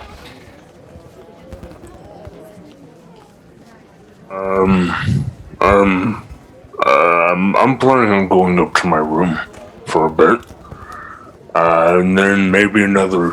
What time is it again, DM? Sorry. It's just like dusk. Oh, freak. Okay. Alright. Then maybe I might head to Brother Smith's in the morning. But I'm tired. I might have some food, if possible, sent up to me. Okay. All right. Then, weary, the chill of late patchwall air really moving into your bones now. A weariness beyond anything you've known. This day, something even about the method of transport that you received from Byrne into the desert and back seems to have pulled something from your body. There's a bone weariness. As you approach the door of the Welcome Wench, a familiar sight, you hear the sounds of tavern folk, laughter. There is a lute playing. You smell the scents. There is clearly lamb and some spice that is wafting out along with the smell of ale and sawdust. Lilith, she gives a small nod. She moves further down the road toward the grove. As Brim, you are first there. You open the door, and there is the welcome light of the tavern. And you hear the familiar sounds as you walk in. There is now no longer that reservation that you saw when you first came in here. Several of the patrons look up as you walk in. One of them looks up and says, "Huzzah! It's Brim! Brim, the wayward bolt have returned!" You kind of duck through the lintel. Their energy is not matching yours.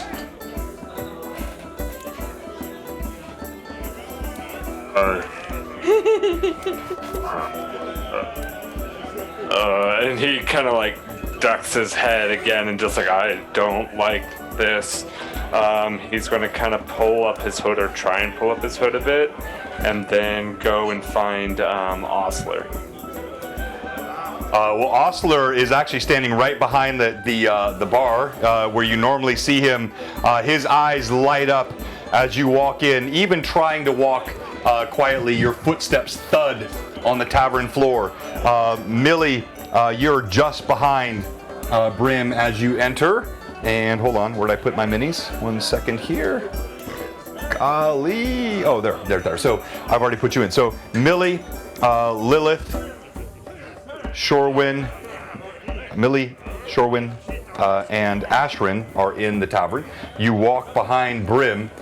You see him kind of pull the hood up. He heads to the bar.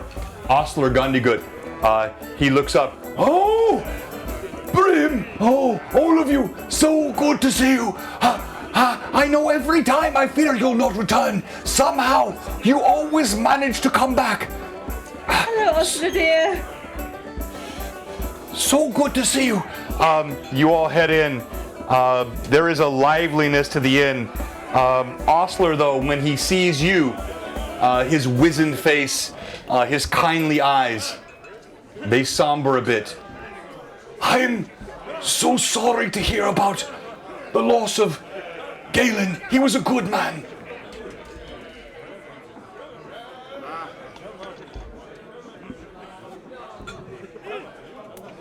If I could get some vegetables and milk up to my room. Thank you. And he's going to turn and walk to his room. Of course, yes. He snaps his fingers. He sends one of the serving ladies. She bustles back into the kitchen. Brim bumps up the stairs, leaving Millie, Shorwin, and Ashrin. Ashrin puts a hand on your shoulder. Millie, I don't know what to say. I'm sorry.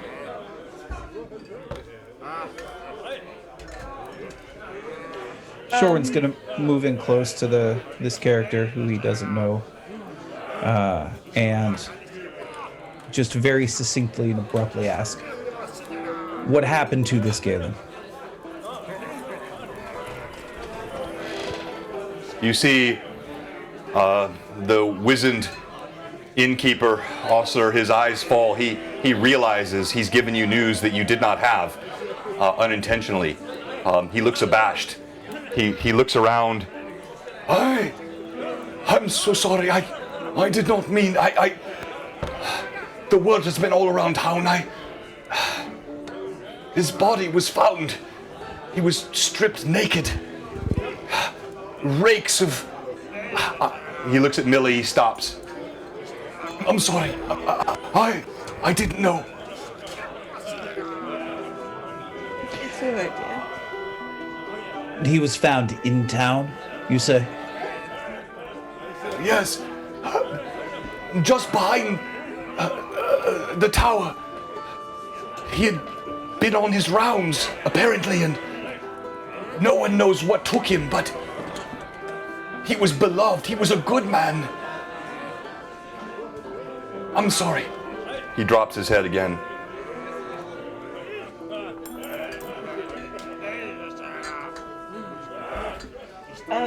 Millie's just gonna look to see if there's any of the guard in the tavern anywhere.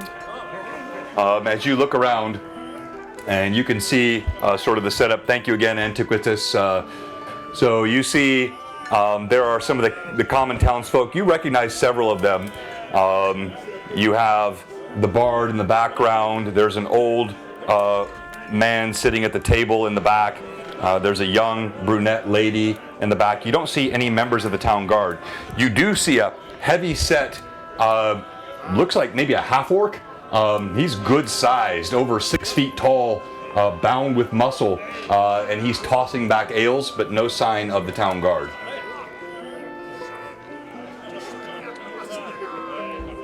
Osler, dear, do you know perhaps when another member of the guard might come in this evening? I do wish to request another meeting with Byrne before the morrow. Oh, well, they come at all hours. I can relay that message for you if I see one. That would be of great help. Thank you, dear. He's looking at you like he's trying to sense if you're okay or not.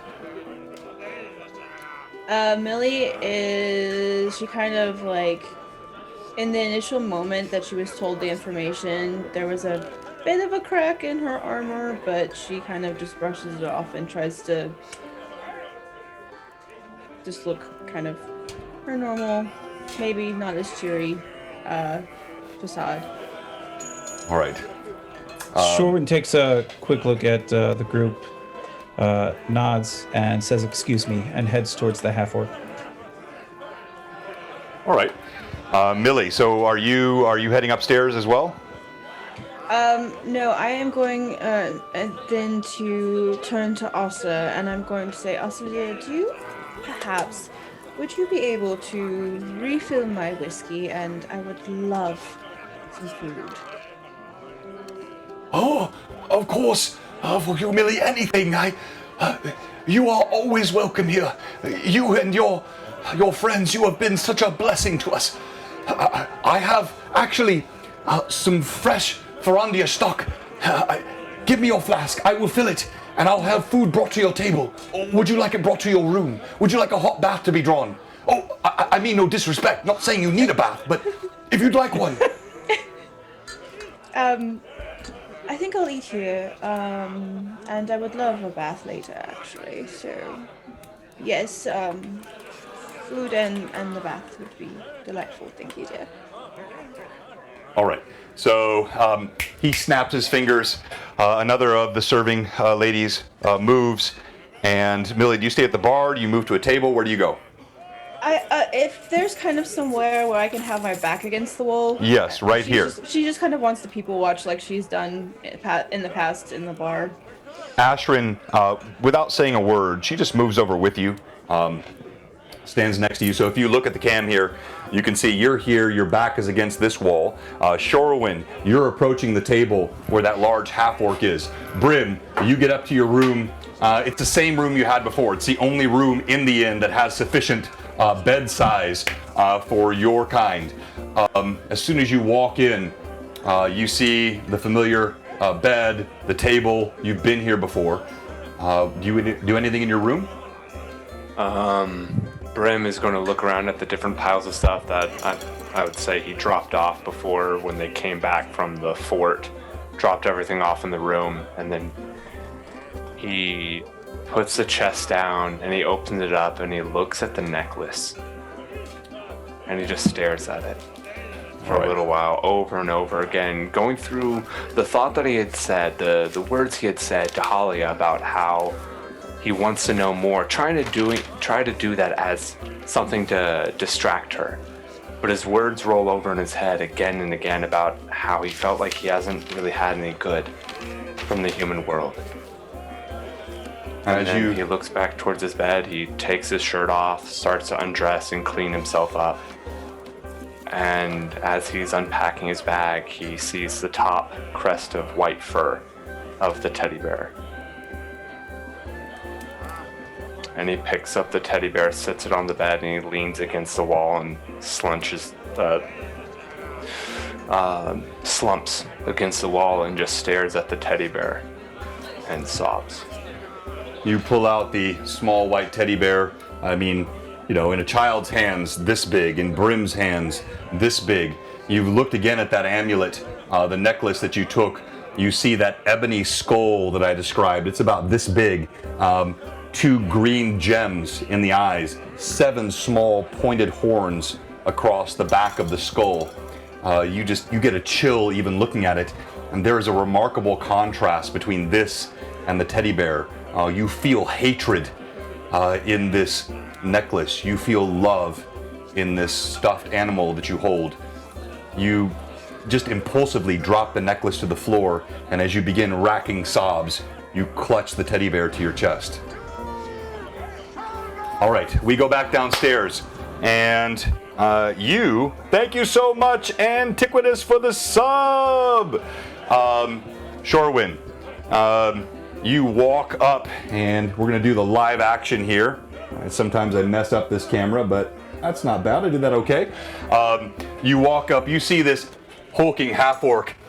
He sits behind the table. He's got a mug of something that you can actually smell an acrid fume from. He quaffs back a good part of it. Oh, you're a shiny one, aren't ya? What do you want from me? Can I buy you another drink? Always welcome to give me another drink. I'll take as many as you give, but I have another thing to ask of you.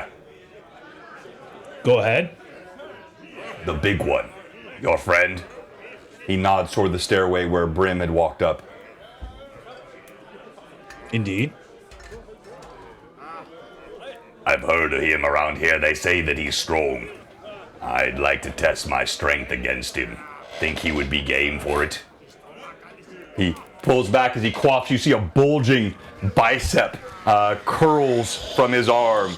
He slaps the mug down, even though empty. A bit spills out just from the bottom. Oh, for Millie to ease the heartbreak. And yes, Phantom, you're on to my plan. I'm trying to trick you into liking Ashrin. That is my, I love tricking players. I'm trying to trick viewers into liking. Okay, all right.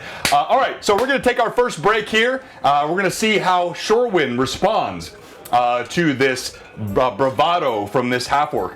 We're going to see how Brim recovers from this emotional moment that he's having, the most sensitive half-orc or ogre ever seen in any campaign.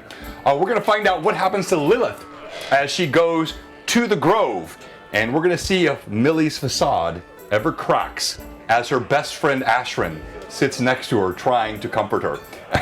Excuse me. Love it. Me. I am Millie's best friend. Sorry, you've been replaced. Okay, Millet. Replaced. Millet. We've already had our... No, it's Mashrin. I'm getting a new shirt that says Mashrin No, absolutely forever. not.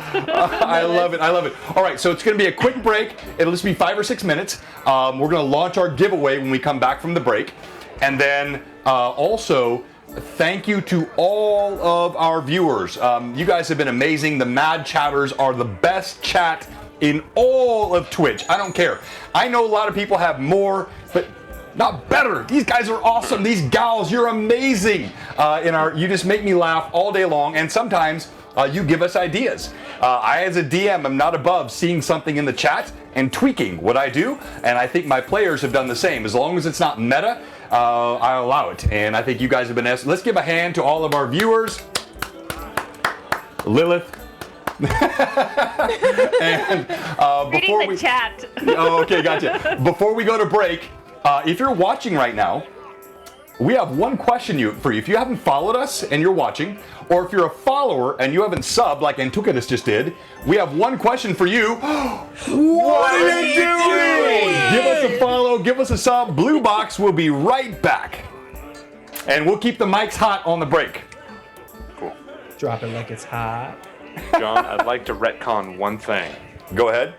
I'd like to change that he wasn't sobbing, because I feel like that would not be right for Brim in this moment. He's just catatonic. All right, very good. So let it be written, so let it be done. There was no racking sob. There was a catatonic stare as you dropped the amulet to the ground, clutching this bear that you've carried with you now for a couple of weeks. Ragged in your hand, you just stare blankly at the wall. Thank you. Sorry. Oh, man. Gotta keep it catatonic. Brim, You guys... Brim yeah. approved. Oh, yeah. Gosh, dang it. Gosh, I want to see all the pics. Okay, right. I need to share with everyone how Mystical Unicorn Painting just about made me cry this past Sunday. How? So, ever since Gen Con, last August 2019, the before times, The before times. I saw a mini at Gen Con that I wanted so badly. And I'm really, like, it was the perfect mini for one of my gods in my homebrew world. Okay. But it was back when I really didn't have that much savings or really didn't have that good of a job, so I just couldn't afford it. And I'd been kicking myself, and I was so angry about it every time I thought about it because I wanted that mini so badly, but I could never find it. Well, Mystical Unicorn Painting and I got to talking Sunday night after the stream. And them being the Jedi that they are with miniatures, I just mentioned it about this mini that I had been looking for over a year now. And how perfect it was for my goddess of, like, seduction and, like, murder. And she's like, let me see what I can do. Okay. She literally, within an hour, found this miniature. She found the exact one I was looking for. It is the Banshee the Banshee miniature from Ragecraft. Okay. Oh, wow. And I legitimately, she sent me a picture and was like, is this what you were looking for? And I sent her a picture back of, like, because I don't cry. Like, I don't know why, but I just can't cry as a person. But, like, my eyes got misty filled. And I sent her that picture of just, like, thank you so much. Because it means so much to me. And I bought it right then and there on the spot. It was only $400. But no, I'm kidding. I'm totally kidding. Worth it. Like, that story took a left turn there, Josh. But yes, to add to that, Amanda is absolutely amazing. She is so great for those kinds of things, like anything in general. Like, just message her, talk to her about anything. She's really open and willing to help with, like, mini painting, terrain building, like anything, and just helping people in general. I think is always a big. I always hype her up, and she's always like, "No, stop!" And I'm like, "No, seriously." Credit where credit is due. I'm telling you. Exactly. She's amazing. No, she is. And look, I mean, not to take away from that, like, these creative folks, they're so good. Like, you have Bill, the Master Crafter, who sent us free camp stuff. Gosh. I have George, who sent me that really cool round thing I used on Friday for an inn. You have Atris Minis, who we've never paid him anything. He has sent us multiple painted minis. He has sent us, of course, that gorgeous, like, there's, whether it's Amanda or Jorge, or there's so many great people in this community, and I just, my heart goes out to all of them. You guys are amazing, and we're so thankful. Why are you holding up a paintbrush, Terry? Oh, no, I just, I like to have things in my hands. Oh, yeah. When I'm doing, and I like my art supplies. I'm sorry. Yes, kindness is multiplied when unexpected, exactly like a critical, Tim. All right, I'll be right back. Carry this instead. I just sent the picture of the Banshee to our chat, and I'm going to send it to the Blue Box Tavern OOC. Teacup is good. Oh, and by the way, I forgot to say, thank you for joining us, Garamon the Grouch. Yeah. Good to see you. Holy cow! Onder Huevo. Good to see you. Beautiful. Did you put that in our chat, or which chat did you I put it in. You put it in so many chats. Yeah, I put in two chats. I put in the Blue Box Tavern OOC as well as our personal Or, okay. for our That's group. such an incredible mini. Oh, Holy I cow. love that. And I saw her fully painted, and I literally stopped in the middle of Gen Con in that giant freaking space, and I could not stop staring. Like, That's because so it just freaking fit gorgeous, the isn't it? Wow. idea. Wow. I'm just saying. I know, but she was beautiful. She is beautiful. I Yeah. want one. Yeah. All right, so for everybody, type, Hold on. sorry, real quick here, type !art I think I did that. Art, yes, art. Capital A-R-T, capital A-R-T, art. And it should be live Mercy. for the Frederica draws. That's going to be your giveaway. I don't know if the capital matters or not. Let me just see here. Make sure you guys are getting in. It does not matter. Yes, so just ART, capital? You're all getting in. Well done. Wait, capital? No, the capital doesn't matter. Okay. The capital does matter. Every state has a capital, John. Oh my god. Except for the ones that don't. Wait, really? Yeah, it's weird. That's insane. I didn't know that. Like, it blew me away that Virginia's capital was Richmond. I was like, what do you wait, mean? what? I've known that my entire life. Well, it's just weird because I live so close to Washington, D.C. that we're like... Do you live in Northern Virginia? Yeah. Oh, dude, I've got friends and family in Alexandria and all those places up there. I literally live like 10, 15 minutes from Alexandria. Dude!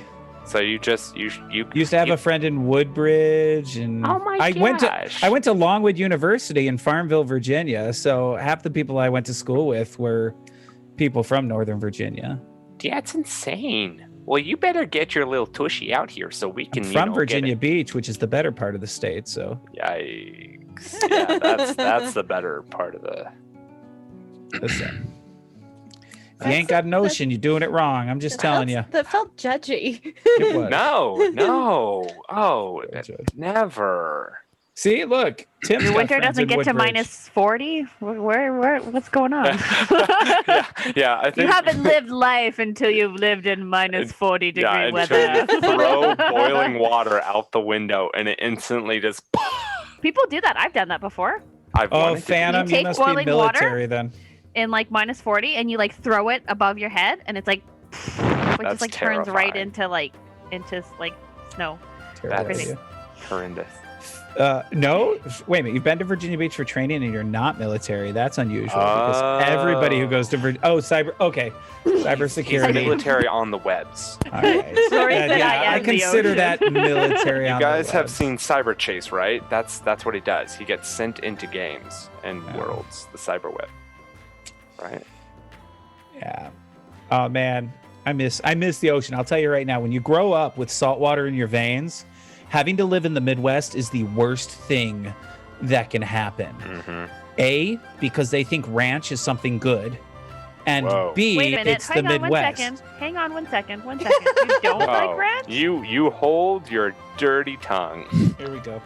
You don't like ranch? Listen, you're not supposed to put ranch on hot dogs. Okay, that's disgusting. Yeah, that's terrible. Midwestern. Okay. That's Okay. I was just thinking I thought you were pizza. just hating on ranch in Yeah. general. I was like, Okay, hang on so one in the second. Winston was at a ranch. ranch is literally what they put on everything. That's terrifying. See, Mark knows. He was born on an island, or she, or he. I always feel bad because I never know. Yeah. Because didn't we call somebody a he on Sunday when it was a she? Yeah. Yes. Yeah. Yes, we did. So That was Davy, I believe. Dang. Dirty Okay. Davy. Mark knows. Mark knows. Ocean, once it's in your blood, living That's- away from it kills You shouldn't have that much salt in your bloodstream. No, it's great. That's Dude, no, okay, that's so every Terry. time, every time I drive across when I go back to visit, I always drive across the Hampton Roads Bridge Tunnel, which goes across the opening between Chesapeake, one of the rivers, and the ocean. But it's a brackish water, so you still get the smell of salt. And every time I go across that bridge, I roll down that windows just so I can snort. See, It's so good. salt. It's so good. Yeah, like my grandma owned an island. I love that. See? She owned an island, Sorry, I was hoping we could skip over that, and I was going to keep talking. But like she, a whole island. Yeah, Hang on, pause a minute. she owned an island Awesome. in North Carolina, and so we used to go fishing in the sea and Dude, everything. And one right? time, I saw I swear it was a whale shark off our docks, and it was huge. Either that or it was a giant great white. Both terrified me. Dude, I've watched dolphins swim within 50 yards of me in Virginia Beach, Yeah. and you just want to grab onto them, but they're just going to judge you if you do that. They're so you don't- jerks. Yeah. Dolphins are jerks. Oh wow, you're banned from that. Really, dolphins are awesome. I've had really sweet dolphins. That's Well, great. yeah, dolphins They're can be jerks. super nice, but they are jerks to all the animals around them. They are. They're jerks. Flat out. Wow. Okay. All right. So we are back. Poop out of a shark for no reason. I love it when I come back and hear my players interacting with the audience. That was great. So. Oh, quickly, to answer Atris's question, yes, I do go to work riding on the back of a polar bear, although very unreliable in the summertime. I thought it was a moose. Very nice. Very nice. Summer. All right, so if you haven't... Polar bear in the winter. Oh, gotcha. Polar bear in the wintertime. I love the public transportation of Canada. Say that on yeah. porpoise, Josh? I absolutely... He said it on Okay, purpose. I'm Of course he offended. did. And... Tim, we know that the dolphins are predators. So are we. So is, many animals which are beloved. You have all kinds of predators. People own cats. They're predators. Birds can be predators. Everything can be a predator. Dolphins are really sweet animals. All right, sorry. Well, Tim... Obviously is not from the ocean. No, I'm not. Well, no, I'm not. But I think there's an irony here with Tim calling something else a predator. Tim is the ultimate D&D predator. He likes to kill players. He is ever mysterious because he is ever villainous, and he is calling a beloved creature of the sea a predator. So that's He's not going up randomly punching people. No, Tim's Tables right. are one thing. Freaking dolphins. That's the new way we're both enemies. Just a demon lord dolphin. I'm hunting dolphins now. That's my new mantra. As my Dolphin cavalier. hunter. Sorry. No, Tim's right though. Yes, we are arguing with the ever mysterious Tim, although actually we're agreeing. Tim said the most. I think he said humans are jerks.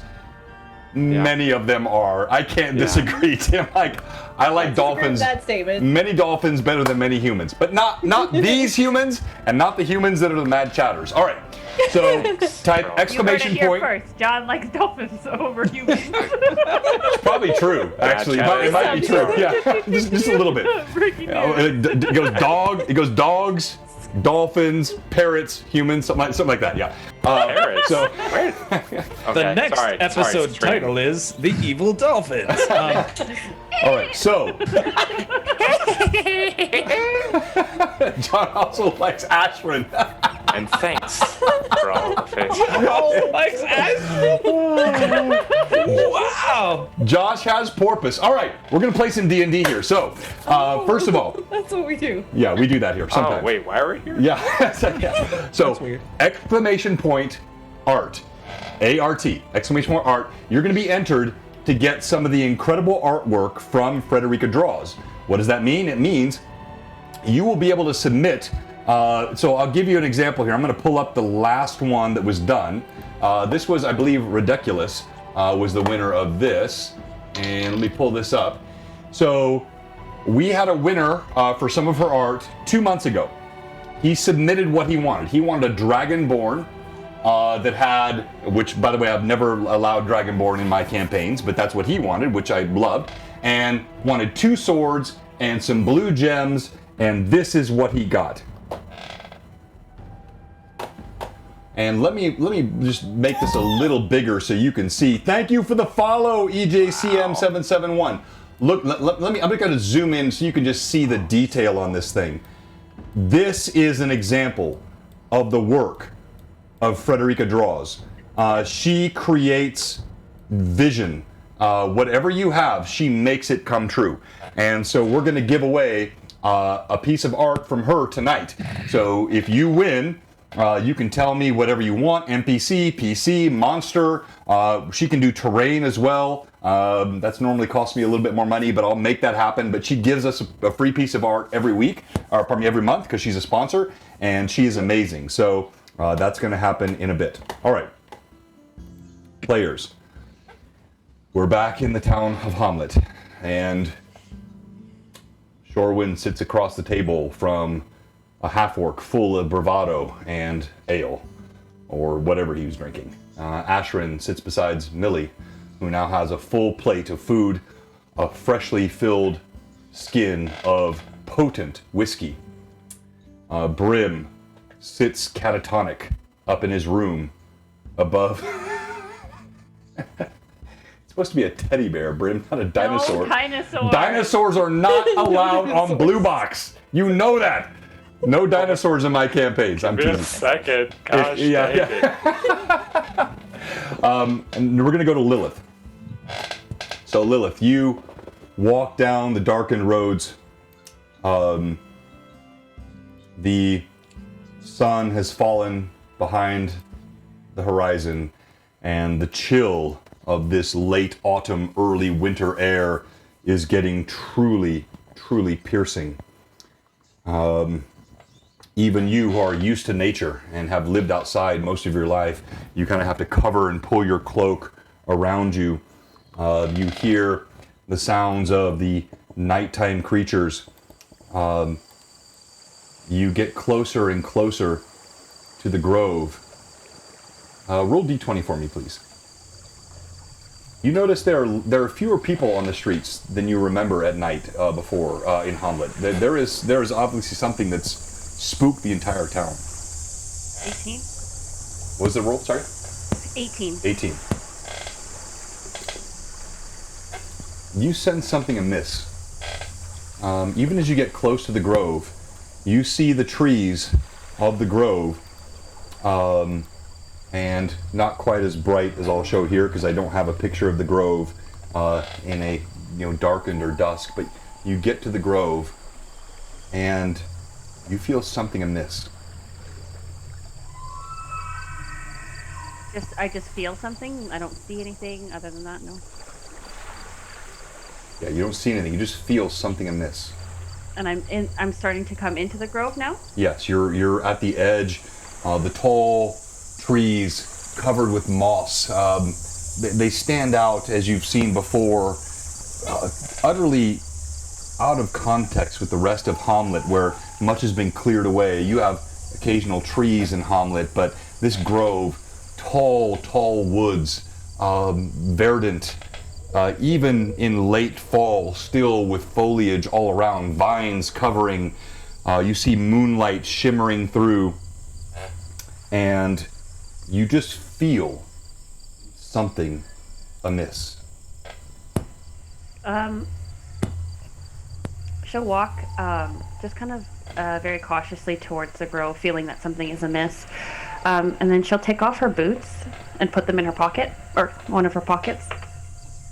And she'll very cautiously and stealthily kind of walk in towards the grove, feeling the grass or moss beneath her feet, just trying to reconnect after everything that's kind of happened. And she'll walk cautiously in towards the grove where Jeru was before, in that clearing. You pull your shoes off as your feet touch the cold grass and the sod beneath. You walk a few steps and you feel there is peace here. For the first time in days, you start to feel centered. Until you walk into the clearing where you last met Jeru, where he pulled the flower from the grass. And you see there is no sign of the druid, but there's a huge piece of his cloak. Not an entire cloak, but a piece of his cloak lays on the ground covered in blood. Concern.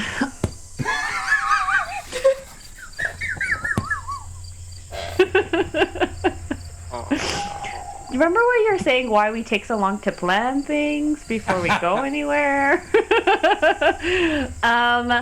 Yeah, literally. Panic. She'll walk, she'll just take a quick look around, being very cautious to see if she sees anything as she walks towards the cloak on the ground. All right, roll d20 for me again, please. With advantage. All right, and I have your perception at a 4, right? Plus 4? Yes. Okay. Yeah, 19 plus 4.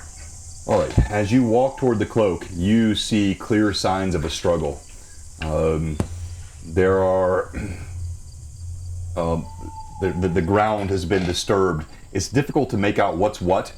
Footprints are there, but you see clearly there were places of heavy indention and scraping of feet and a dragging, and then you see a form that had fallen on the ground, dampening the soil and crushing down the grass, but no sign of any body blood around and just this strip of cloak laying on the ground.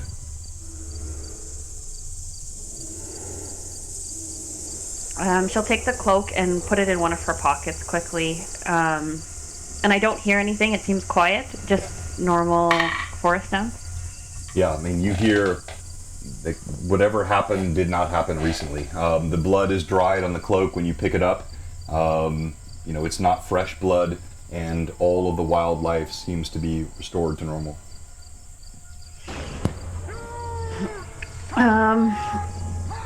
Lilith kind of dropped to her knees and dropped her head. You see tears kind of streaming down her eyes. She's not sobbing, but she's obviously crying quietly. And she'll remove the hound tooth that she took from inside the tomb. And again, same, much like with the snake tooth, she'll dig a hole in the ground and bury it. And then she'll bring up the cloth of Jeru and kind of look at it in her hands, kind of trying to pay attention to the dried blood, seeing if she can kind of tell how long ago, if she can get any information on how long she thinks this might have happened. All right, roll D20 for me again. Please, roll D20 again for me. Okay. She does that. She referred to the houndstooth. If you missed our Sunday stream, the party faced this. And don't assume you know what this is. On Blue Box, never think you know what anything is. We run by the rule sets, but we have tons of custom monsters. I don't like my players to think, oh, I know what that is. I know what the AC is. I know how many hit points it has. I know. No. Good. Everything, I customize so many monsters, and she pulled a tooth off this creature on Sunday. All right, so you bury the tooth. As you look at the blood. Yeah, Sorry, I rolled a 7. A 7? Yeah, I mean, no, this is not difficult. You you sense, just by looking at it, it's not fresh, but it's no more than a day old. So there's still a pliability. It's not crusted. It's dark crimson. Things are starting to thicken and coagulate on the cloak. So it's not recent, but it's not more than a day or so old. Okay, so as she's kind of looking at it in her hands like this, she'll just start to sob uncontrollably into the cloth as she takes it and kind of puts it in her pocket. And she just sits silently in the grove. All right. Damn it. As Lilith utters a quiet curse, clutches this to her chest, having buried the fang, and weeps in the forest. We're going to go back to the party inside the Welcome Wench. Shorewin, you sit across from this half-orc that has just offered his boast. What do you say? I can at best offer my service to speak with Brim, but I cannot guarantee that he will fight you. He is strong, but from what I have seen, he would rather not use his fists when not needed. Aye. You say he's a coward then? I kind of heard such from him. It's, many times the biggest, they just use their size for intimidation, but they're not willing to actually face a real man. He pulls the mug over that you bought for him. It was just delivered to the table, and he quaffs the entire thing back. He slams it down on the table. If he wants some, I'm here. What is your name, half-orc?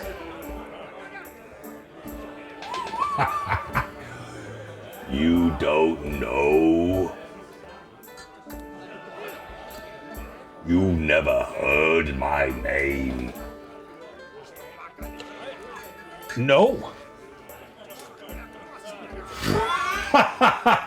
He leans over. There's a small, you can see it right here on the camera. There's a smaller man standing next to him. Not a child, but a small man. Kind of guffaws, hits him with an elbow, drops him 10 feet away as he slides across. I am 3 trees. All know of me. Well, friend, I want to apologize. I do not know of you, and I've traveled many a lands. Your name has not ventured outside of this area that I have heard, and I apologize for that. No need to apologize. You're clearly some kind of noble. You would not have heard my name. You're from a palace. You probably eat off of doilies and whatever those fish eggs are called, and you like those finer things which are not suitable for types like me. But I am interested in men of strength and men of power and those that are more of the soil and the earth, and if he wants any part of me, you let him know I'm here. He kind of wavers back. You can see he's seriously in his cups. He's like wavering back and forth. I do apologize, my friend. Let me introduce myself. I am... Wait. Why do you apologize so much? Did your mother beat you too much? All you've done since you sat at this table is apologize and apologize and apologize. Well, friend, one must apologize when Why do you knows keep that calling he me could easily friend? handle the man I'm across not your from him, friend. Why do you keep Heartman. calling me your friend? I don't know you from anyone, and I'm not trying to pick a fight with someone as small as you. I want your bigger friend. But why do you keep calling me friend?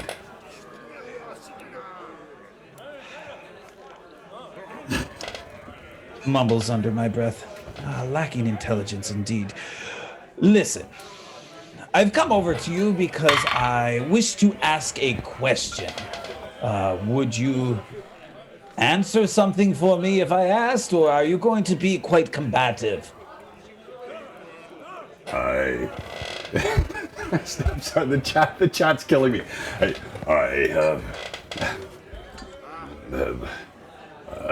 I will. You clearly don't want to fight. I don't want to fight someone that doesn't want to fight. I'm not a bully. I'm a man. I'm one that takes those that want it. What's your question, shiny, pretty boy? I'm looking for someone of your kind, someone similar to you, someone...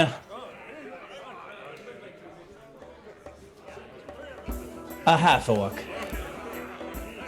Have you come across many in your travels, similar to yourself? You see, when you say this, his eyes he's trying to focus. He's clearly beyond inebriated. He leans back. Well, I notice any of my kind. We're never welcome. We're not welcome among the orcs, and we're not welcome among the humans unless we're just too scary for them to screw with us. What do you mean? What are you looking for? I'm looking for a female. A scar on her left leg on the outside thigh above her knee, about 4 inches. A scar on her right arm around the bicep, half circles, the outside about halfway up the arm. He leans back.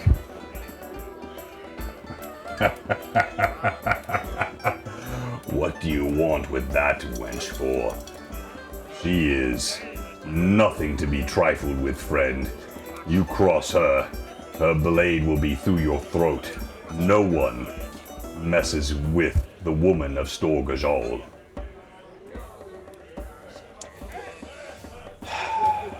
Shorewin looks at this half-orc, attempting to... you said woman of Shor Gajal? Aye, that's what I said. Shorewin looks at the half-ogre, attempting to deem whether this ogre is... this orc is sincere. Is there... Yeah, so what you're looking for... Yeah, go ahead. Roll D20 and give me your insight check, please. Okay, I can do that with advantage? Yep.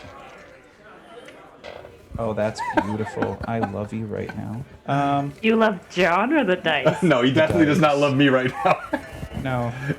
So, where's my insight?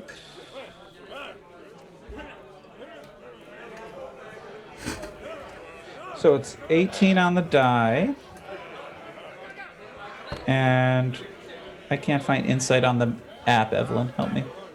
It's gonna be on your skills. It is sense motive. Hey, by the way, that's a great Sense point. I'm motive. gonna do a quick pause here. So yeah, so your sense motive would be similar to. So we're gonna talk about this on Sunday.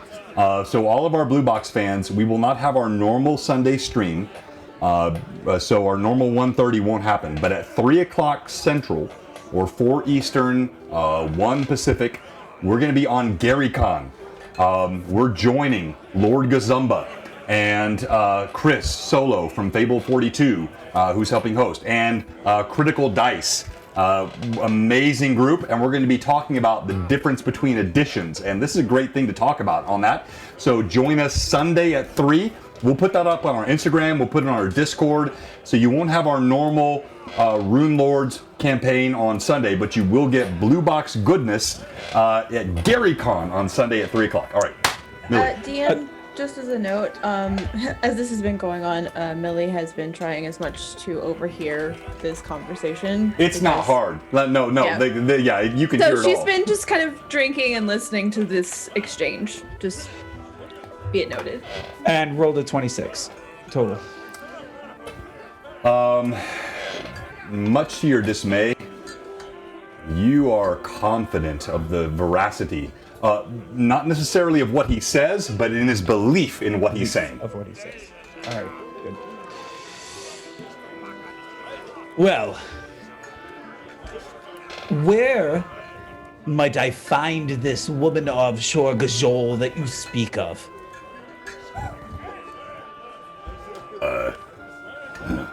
Why would you think I would know that?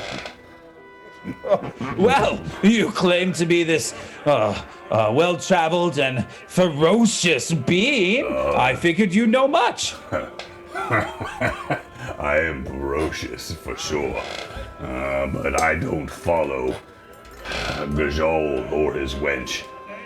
I don't know where they would be. Probably riding on that blasted dragon he has. Wherever they may be, I don't know. But you don't want any part of them, friend. I'll tell you what, friend.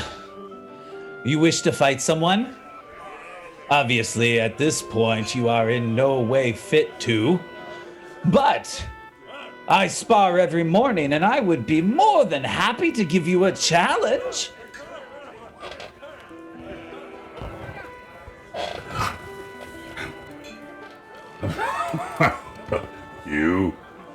You little man?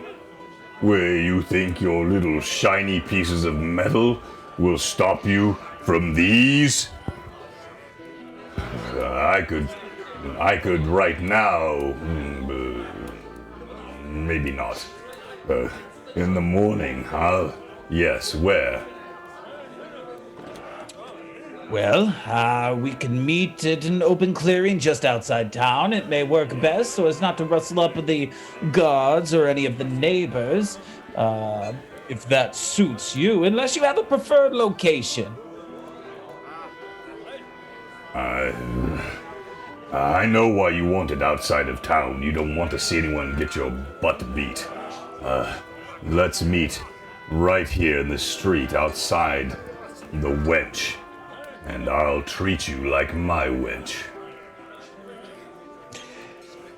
Indeed, friend. I look forward to our sparring, and in fact, if you wish, I'll also ask if my friend Brim would like to watch, and if you dispatch of me, he probably more than would be willing to take you in combat, but again, I cannot guarantee.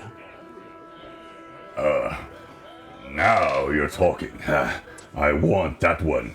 But we're going bare hands, my friend. You can wear whatever armor you want. And you see again, so let me hold up the mini. You know, he's heavy and thick, but he has no weapon on him. He's bare-chested. He's got leather wrapped around his forearms. All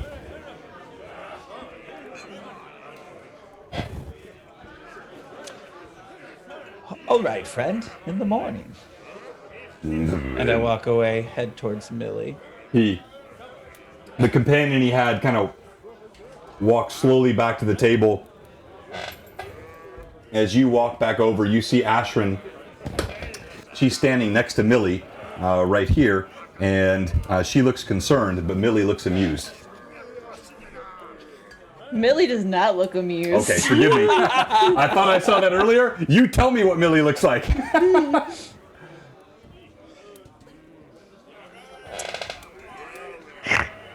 That's what Millie looks like. Yes. So I'm just gonna sidle up to the table. And it seems I found a sparring partner for the morning. Yes. I'm a little disappointed. I won't get to take my opportunity tomorrow, but maybe next time. Indeed. Each day we are here in town, I need to spar and work. So there shall be, whatever many days we decide to rest before moving on to our search for Gimbal. A bit of interesting information from that gentleman over there. Gentlemen, I like how you put that. Yes, indeed, and has me a bit concerned. First, for commenting my sister as a wench, which I'm a bit concerned about. But second, curious even more so to find that dragon and its rider. Yes. What do you mean your sister's a wench? What did he say to you? Ashrin says. Well, I described my sister to him, and apparently he has seen her and spoke of her as being the wench of Shorgajol. I know my sister well, and truth be told, she would be no one's wench. In fact, it would be very much the opposite if she had her way. As such, I'm a bit curious about the situation and a bit more worried about how she is faring. Oh, well, that's what I was not trying to eavesdrop, but I overheard a bit of it, and well, I was. She nods at you. This has no. She may be unwilling in whatever's being done to her. We must help her then. That would explain the locket I found. Trust me, my work here is not done, and I will find her, and I will make things right. Oh, yes, well then, let me know how I can help you, sir, and I don't like to hear anything of that of someone's family, and well... You've been very helpful, as is, keeping me healthier when you can, and I appreciate that, and if you continue to do so, I will continue to appreciate that. There are not many among us right now who can help us in that way, and though there are times that I see there's tension between you and some of the others, I do indeed appreciate your help as we continue searching for those that we need to search for. All right, so she nods at you, and like the chat is blowing up right now. They don't care about what we're doing. No one's listening to our role play. All they want to do is bet on what's going to happen in the morning. I see that. Jeez. It's like they're all... So I've lost my viewers. That's all they're focused on now. All right, so quickly, we come back to you, Lilith. You've had several moments in the grove. There is, now your tears have soiled, left water in the ground. You've buried the houndstooth. You buried, and now you stand up. You want to stay here? Anything you want to do. If you want to sleep the night, if you want to walk out of the town, if you want to, whatever, you want to go back to the inn. Like what do you want to do? She'll stay barefoot and she'll walk out of the grove, and she'll go and find the group. Specifically, Millie. She's looking for. All right. We come back to the inn. Millie, you have now you've had this conversation with Shorewin and with Ashrin, and I did have a question. Go ahead. While Shorewin and Ashrin were talking, Millie's, like I said, she's been kind of people watching and glancing around. I wanted to see if, because I've never really noticed until this point, or taken the need to notice, but what holy symbol does Ashrin wear? You see she has and by the way, I'm going to make something up now because actually I can't remember what it is. So it's Well DM, done, Millie. Unprepared. She has a golden circlet around her necklace, and I'll tell you what it actually is on the next stream, or maybe in our Discord. what I can tell you, it's not. No, it's not EOS. No, it's not EOS. No. It's not the Dark Brotherhood. It's not any of that. It's not the chains and the lightning bolt. Yeah, sure. Yeah. From my relatively religious upbringing from my grandmother, what I recognize who You recognize this as a good, aligned, benign deity. It is not Radish's extort, no. All right, but that was just one thing I was wanting to do. So we do have to kill Ashrin, right? Is that what I'm getting? That's what it is. All We right. can't have good amongst the party.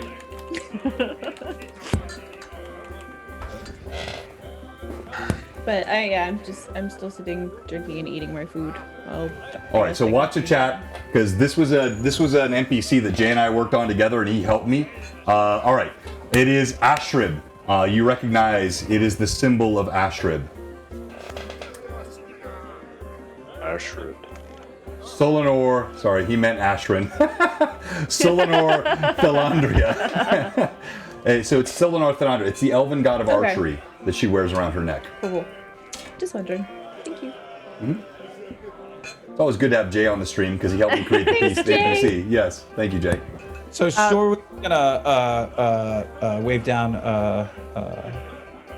Do they have waiters? Yes, they have serving folks. Okay. So Serving you've seen you Ashrin and Millie. You've seen a young lady with red hair. She has a blue dress on. Go ahead. Dahlia? Yep. Dahlia. And go ahead. Yes. I wave her down. Excuse me, fine young lady. Would it be so possible to a serving of food, whatever it is you deem acceptable and of high quality taste for me? Of course I can. You look at you. You probably need good strong meat. I can get that for you. She bustles That would be back. appreciative. All right. So for sake of time, you're here, and again, you guys can drag this out. If we spend the next whatever here, that's fine. But is there anything of import the party wants to do? Lilith, you come walking through the doors. You see this. So you see, let me pull this back a bit. You see a serving lady walking away from the table. Ashrin, still looking concerned, standing next to Millie. Shorewin now has moved over. There is a half-orc that is slumped over on the table now and looks like he's passed out. Do we hear snoring? Do you hear snoring? Oh yes, absolutely. Good. He is. I know you just want to make me do that, and that's why you asked the question. Yes, he is snoring at the table. Lilith will walk up to Millie, head still dropped to the ground. She'll kind of walk over. She won't say anything to her, but she'll nudge her a bit and just kind of look like making direct eye contact. Millie, you'll see that her eyes are very swollen from crying. And she'll kind of nod up to go up to the room, and then she'll start walking up. Seeing that, Millie will immediately hook her arm through Lilith's and go with her. Just walk with her. All right. So as you're doing this, you walk right past the serving lady who's bringing your plate of food. She looks at you with sort of surprise. and she just nods and brings it to the table. The two of you head up the stairs, and that leaves Shorewin and Ashrin. Ashrin watches them leave. She looks over at Shorewin. You are quite a handsome man. I've enjoyed spending this time with you, and all that you've done I've appreciated so greatly.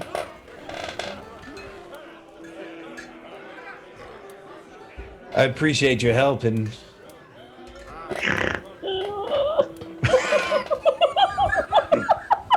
I appreciate your help in assisting us as we've traveled through these dangerous lands, most specifically in that temple, as well as against that paling creature that seems to really want members of this group dead. Now, the others were a bit less willing to discuss, but do you have any reason to know why this creature wishes to continue to attack this group?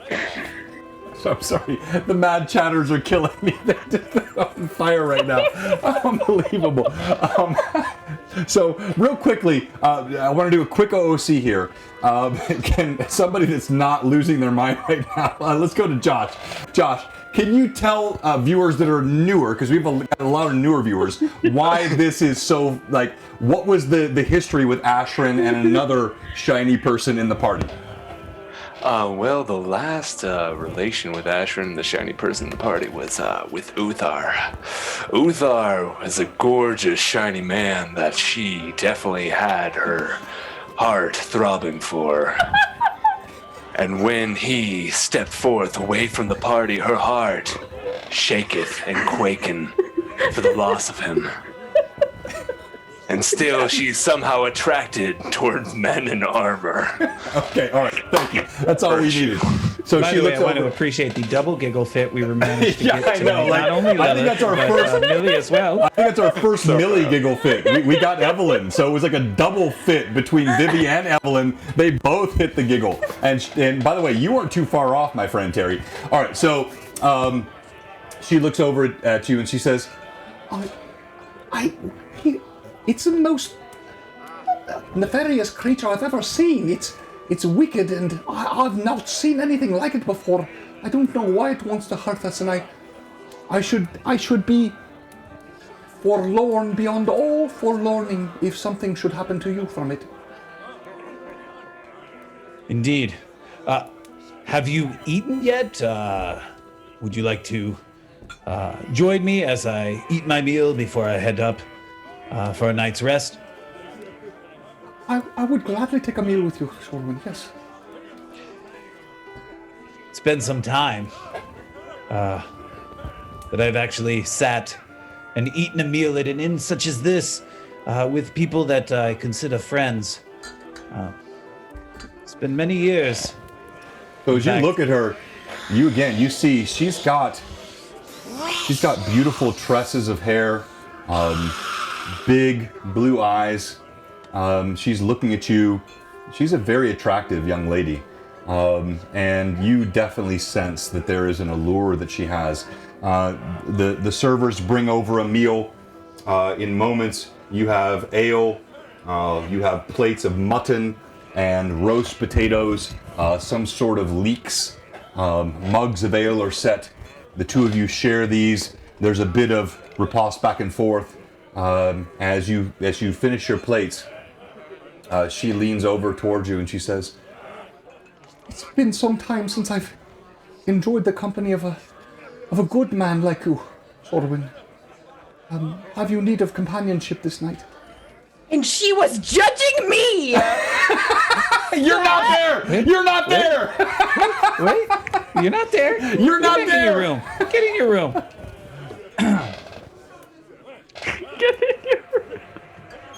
I want to apologize, Ashrin, if I gave you any sense that is what I was looking for. I had a relationship once. Winifred Alton. This was many years ago. She truly was my one love. We were young. I was still in training. She was beautiful. Her smile. Her smile would bring light to just about anyone that was around us. And she'd giggle sometimes, and it was music. Oh, I did not know. I meant no impropriety, Sir Soren. You are a noble man, and I must confess my heart is more smitten to know that you have such respect for a lost one. Just know that I find you to be honorable beyond all honor, and I am here anytime you want to talk. I think I'll retire to my room now. And she turns. She just pats your shoulder through your plate armor. You feel the pat. And she heads up the stairs of the inn. All right. So, unless Shorewin, you're going to do anything else? Everyone else has moved upstairs? Gonna head up to bed. Okay. All right. And no, that was not my mount before Winston. What wild. Golly! Oh, thank you for the gift sub, Lexfire22.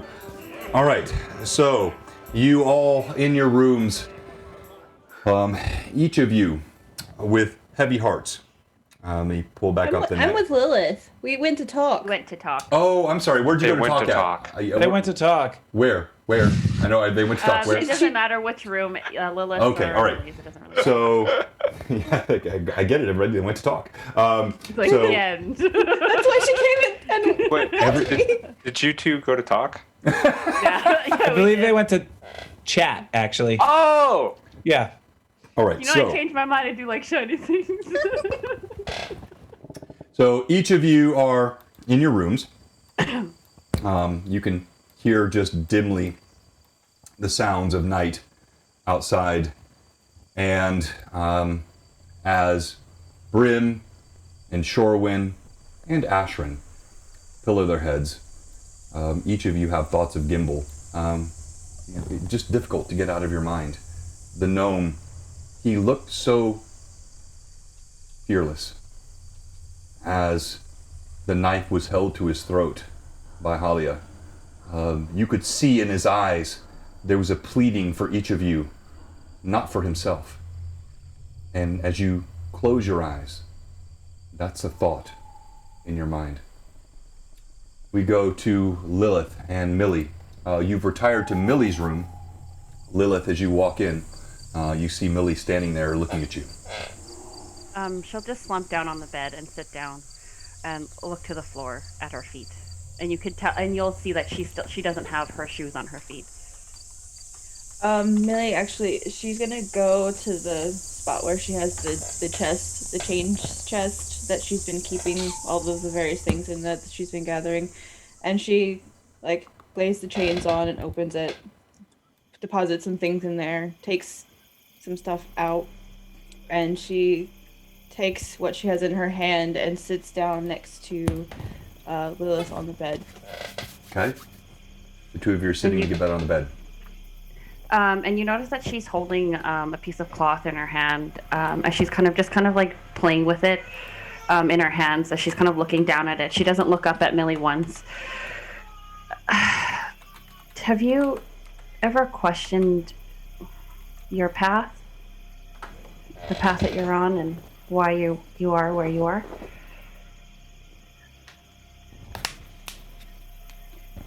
And Millie just kind of thinks a moment. Not until recently. I felt very certain of things. Really until I met you all. I knew exactly where I was going. Burning myself straight to the pits for a chance to get a bit of vengeance. Whatever I needed to get there. But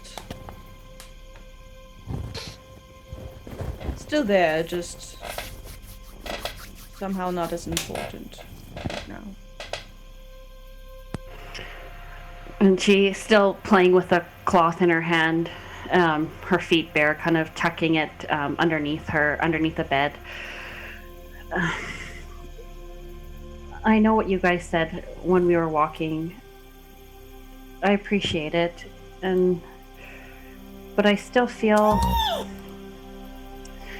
I don't know. It was my curiosity that led me away from my clan in the forest, and my curiosity that led me to Halia in the tomb, and then again, I can't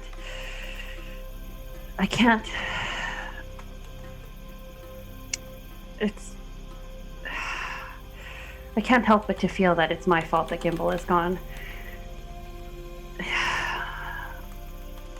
There's something happening. I found a piece of Jeru's cloak in the grove, and she'll kind of like hand it over to Millie. I'm gonna take the scrap of the cloak. So you see what I described earlier. It's about a foot long and probably 6 to 8 inches wide, jagged edges, looks like it was ripped away, and it is almost halfway covered with coagulated, darkened blood. Did you find him? Is he all right? Yeah. Nothing that I could see there, just evidence of a scuffle of some sort. I don't have hopes that he is alive, but I think it looks about a day old. I'm not sure. I see. And of Galen, did you find any information on him?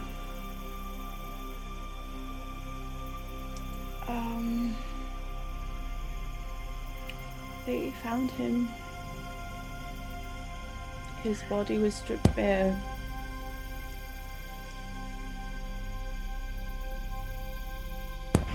And she'll, with those words, she will look up from the floor and look at Millie. If she's tearing up or crying, or she just looks like she's sad. Millie kind of fiddles, like nervously fidgets with what she has in her hands and chews at her lip, like she's trying to keep from tearing up. You can see that she's distressed. And as with that, if she sees that she's distressed, she'll go into her pockets again and pull out a small container and uncap the lid and rub her finger in there, and then just rub it behind Millie's ear again. The sweet roll one. Just to clarify. When you're sad, sweets are always good. Sweet rolls always work. And Millie's just gonna kind of reach up and touch where Lilith just touched. And then she's gonna kind of reach over and lay a hand on top of Lilith's hands. And she'll put her other hand on top. Something's happening. Something not right. With Gimbal and missing, and Galen and Juru. I think we need to figure out what our next steps are. Halia, she has to be part of all of this. I mean, for Galen to turn up dead and the paling to show up as Galen in his clothes. It all feels part of this, whatever the stupid plan is that they're... Curse that woman. And with mention of Halia's name, Lilith like jumps up and turns around to face the bed and starts emptying everything out of her pockets. You see this, she empties everything onto the bed. And you'll notice that there's a mix of random stuff. Like random stuff. Yeah, like a couple of bones, things like that. Teeth, yeah. And then she'll take sand out of her pockets. She's just making sure that Halia hasn't slipped anything into her pockets again, because she won't be. Fool me once, shame on shame on me. Or shame on you. Fool me twice, shame on me. Does she find anything in her pockets that's not supposed to be there? As you dump everything out, no. Everything is a proper accounting. You recognize each little bit, little oddity, little interesting item, cloth and strings and teeth and all kinds of funny little things you've collected.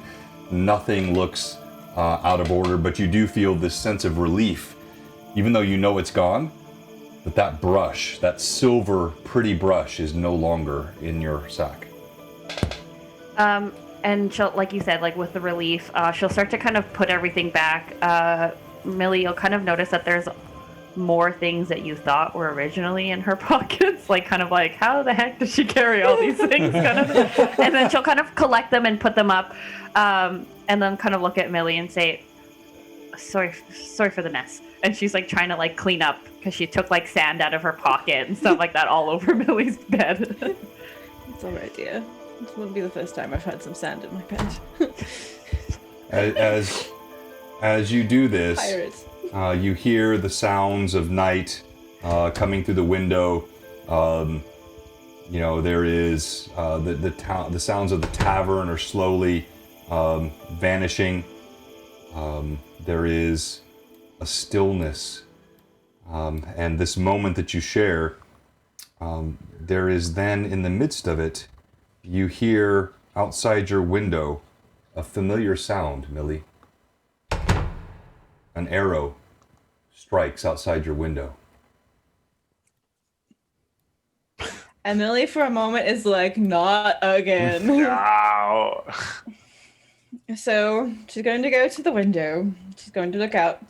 Does she see anything before she opens it? You see there is an arrow stuck, and you can see the shaft and the fletching. You look down in the street is empty.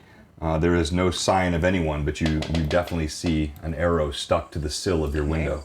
I will open my window far enough to dislodge the arrow and bring it in. You pull it off. You hear as you pull it off, and you see there's an ear on the arrow. What kind of ear is it? Roll d20 for me, please. Of course. Eerie one. 18.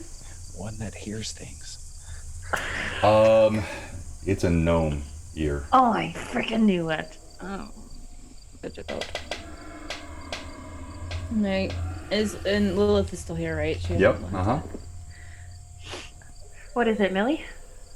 We've been sent a message, and it's a very clear one. They've started sending us parts of Gimbal, apparently.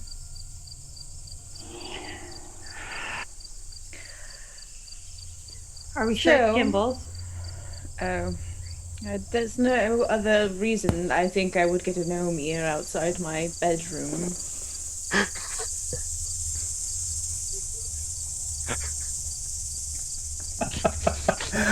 When the chatters become distracting, it's like you can't. I'm so sorry. I was like looking at Jerry laughing. I know. was like, what is No, he I laughing love at? it. I love it. You guys are awesome. All right. So we're having a serious moment here, guys. All right. Yeah. Sorry. Well, yes.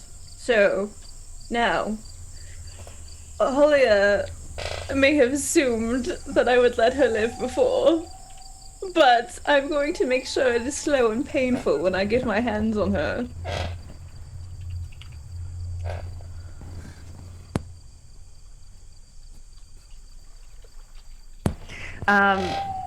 Lilith will go, or look at Millie. Shall I wake the others? I don't know that whoever left this message intended for us to go after them this evening, but it might be worth checking with everybody if they're willing to join us. Lilith can feel all of a sudden the tension in the room has completely changed. She feels kind of tense from her tension and the intensity that is coming out of Millie. She looks like she's ready to stab somebody. Yes, Lilith has seen this face very many times before. Yeah. She's like, oh, I know that face. Mainly when Millie has talked to Ashwin in the past before. Yes. So she'll leave and knock on Brim's door as well as Shorewin. Brim, Shorewin, you are awakened just as you were falling off to sleep. You hear a knock at your door. I'll go knock upon Ashwin's door. Lilith will be standing there, Brim, barefoot. She's just standing there. We got a message. Come with me.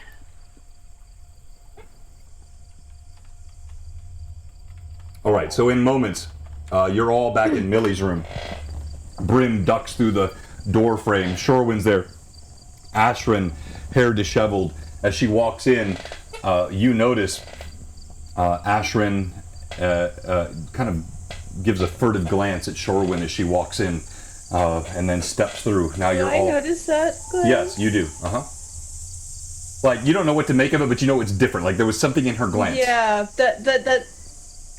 We've seen this glance before. No, it's different. It's not a glance of longing. It's an awkwardness. Mm-hmm. But Millie's still going to be curious about that expression. Interesting. Okay, so we'll all gather in the room. Millie? Apparently, someone has taken to sending me more messages, and she takes the arrow tip point down and just stabs it into her table. Apparently, I'm getting ears now in the middle of the night, and I think it belongs to Gimbal. All of you look at the table. You see there's an arrow. There is an ear. None of you studied Gimbal's ears close enough to recognize per se. Hang on 1 second. Hey, I feel like whoa. Brim Master would know. Blaster? Yeah. Right up there. Been Right up by his face the entire time. Hey, thank you, Ross. So go ahead and roll d20 for me, please, Josh. Oh man, my Roll with perception. advantage. Ooh, yeah, I'll roll with advantage. Might as well. By the way, anybody that Oh. hasn't yet, type !art, A-R-T. You're going to have a chance to win free custom art from Frederica Draws. You're not going to find that anywhere that I know of on Twitch tonight. Maybe there's somebody else, but I don't know of anyone. It's a really cool giveaway, and we're doing that tonight. Thank you, all of us. Listen closely. All right, what was the roll? What sort of check would it be? Just give me your roll. I'll tell you. 19. Grim, you don't know how you know, but when you look down, there is a sense deep into the marrow of your bones. This is the left ear of your dearest friend.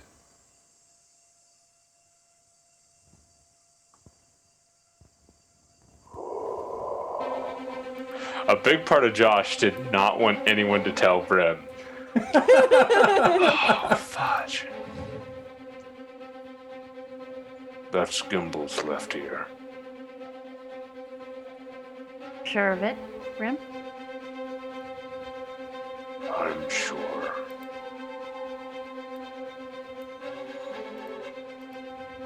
And Oh, quite decided. I think Helia must have opened that wrap.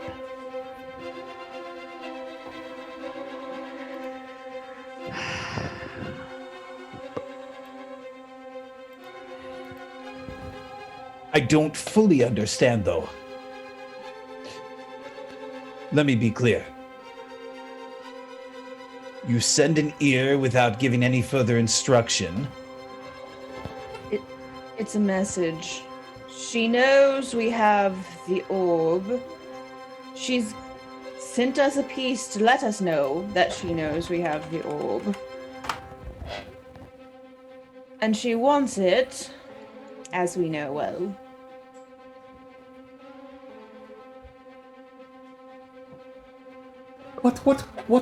What can we do?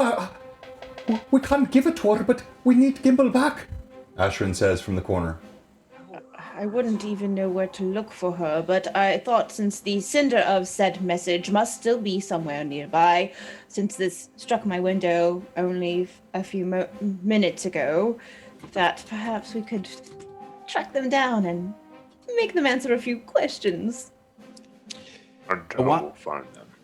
I want to agree with you, but we saw what she did in the temple.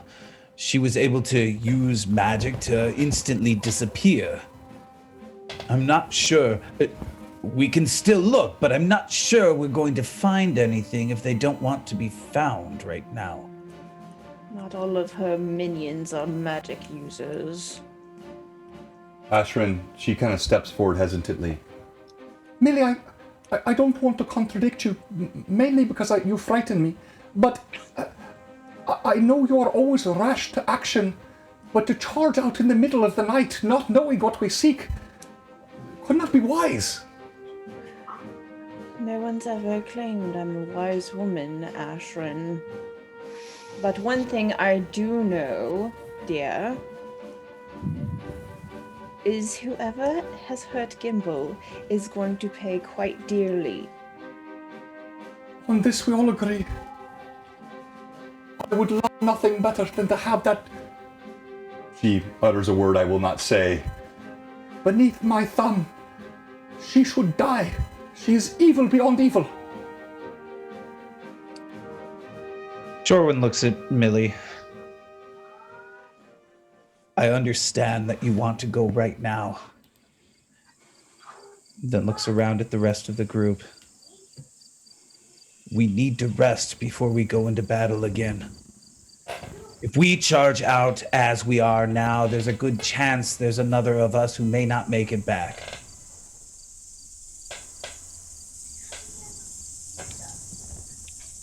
With a deep sigh, Lilith will agree with Shorewin. Perhaps maybe Rufus can offer us something in return of collecting the crystal. You mean Burn? Burn, yeah, sorry. Yeah, go I ahead. was going to say, we do know that somehow Ashrin used magic, or not Ashrin, sorry, Halia used magic to, track the brush. Perhaps Burn can do something similar with... And she just gestures toward the ear. Good night. Hi. Sorry about the door. And he will head back to his room. So Ashrin walks over. I will take it and I will do what I can to preserve it if there's any chance, but I don't have the magics to restore such a thing, but perhaps I can preserve it in some way.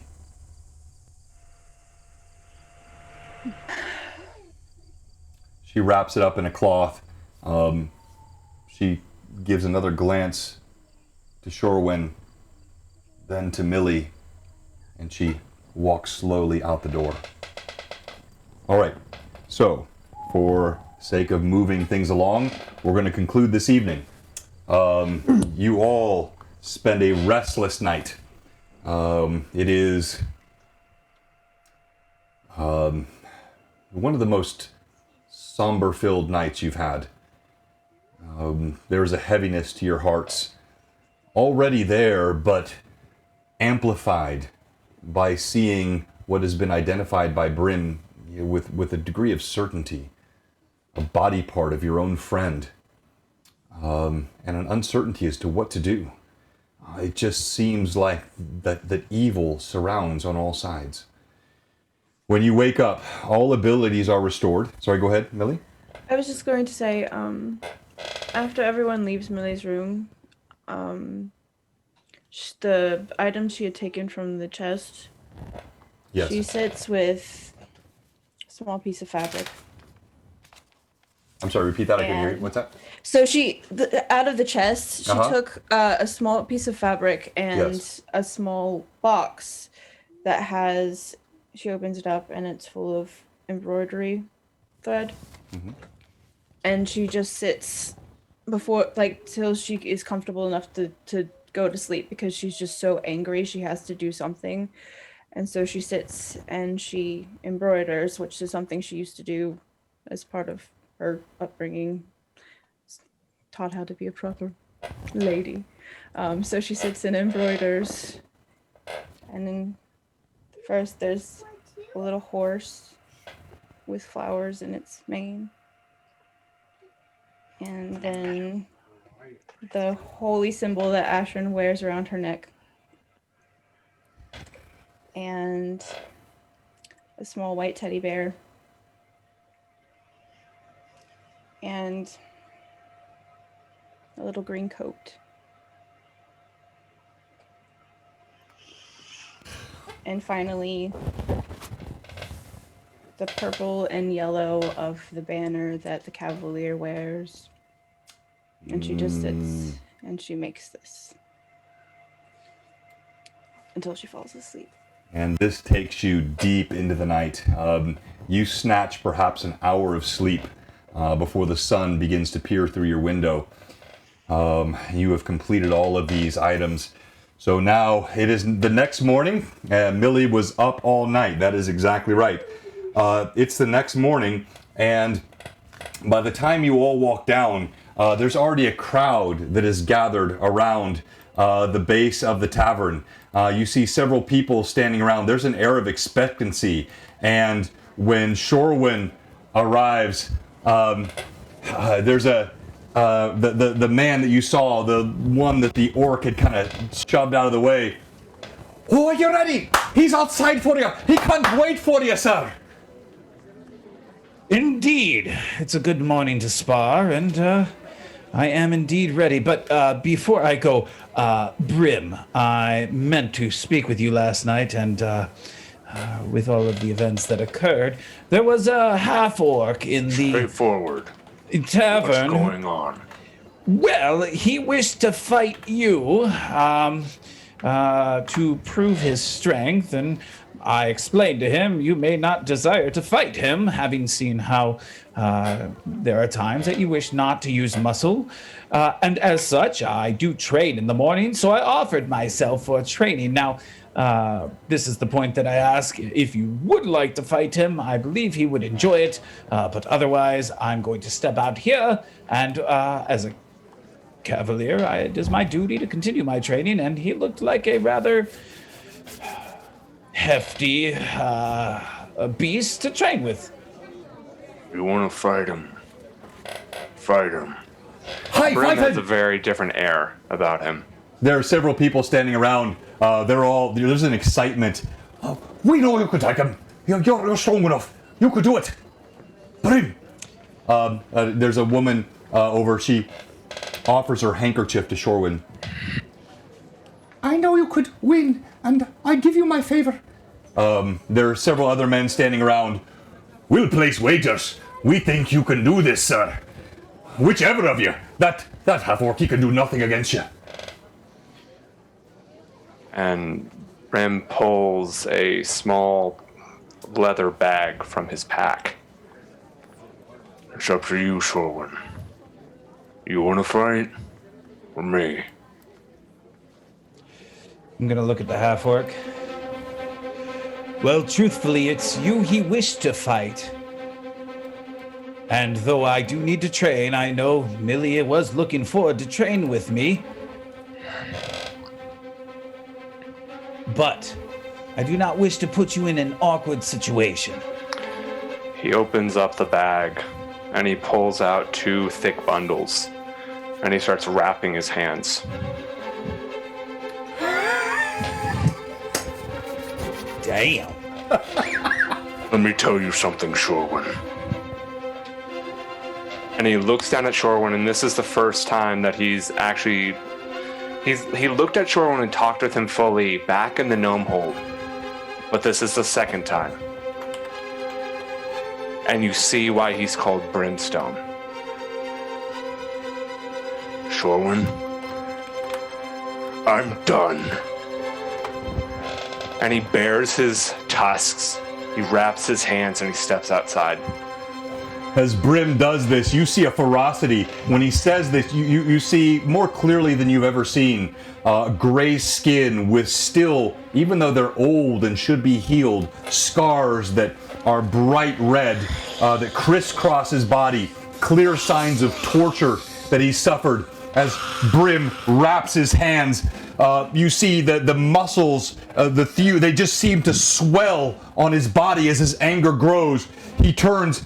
He doesn't even intend to, but when he touches the door, it slams open with a thunk, and you hear the sound of a crowd outside. You look out, just even in the morning light, there are 30, 40 townspeople that stand all around. That half-orc, with his own dark and tan skin, tusks out, black hair, tied back in a knot. He has wraps on his arms. He stands in the middle of the road. I knew you would be afraid, you pissant cavalier. Bring it on, ogre. He looks over to Shorewin, looks back at the half-orc,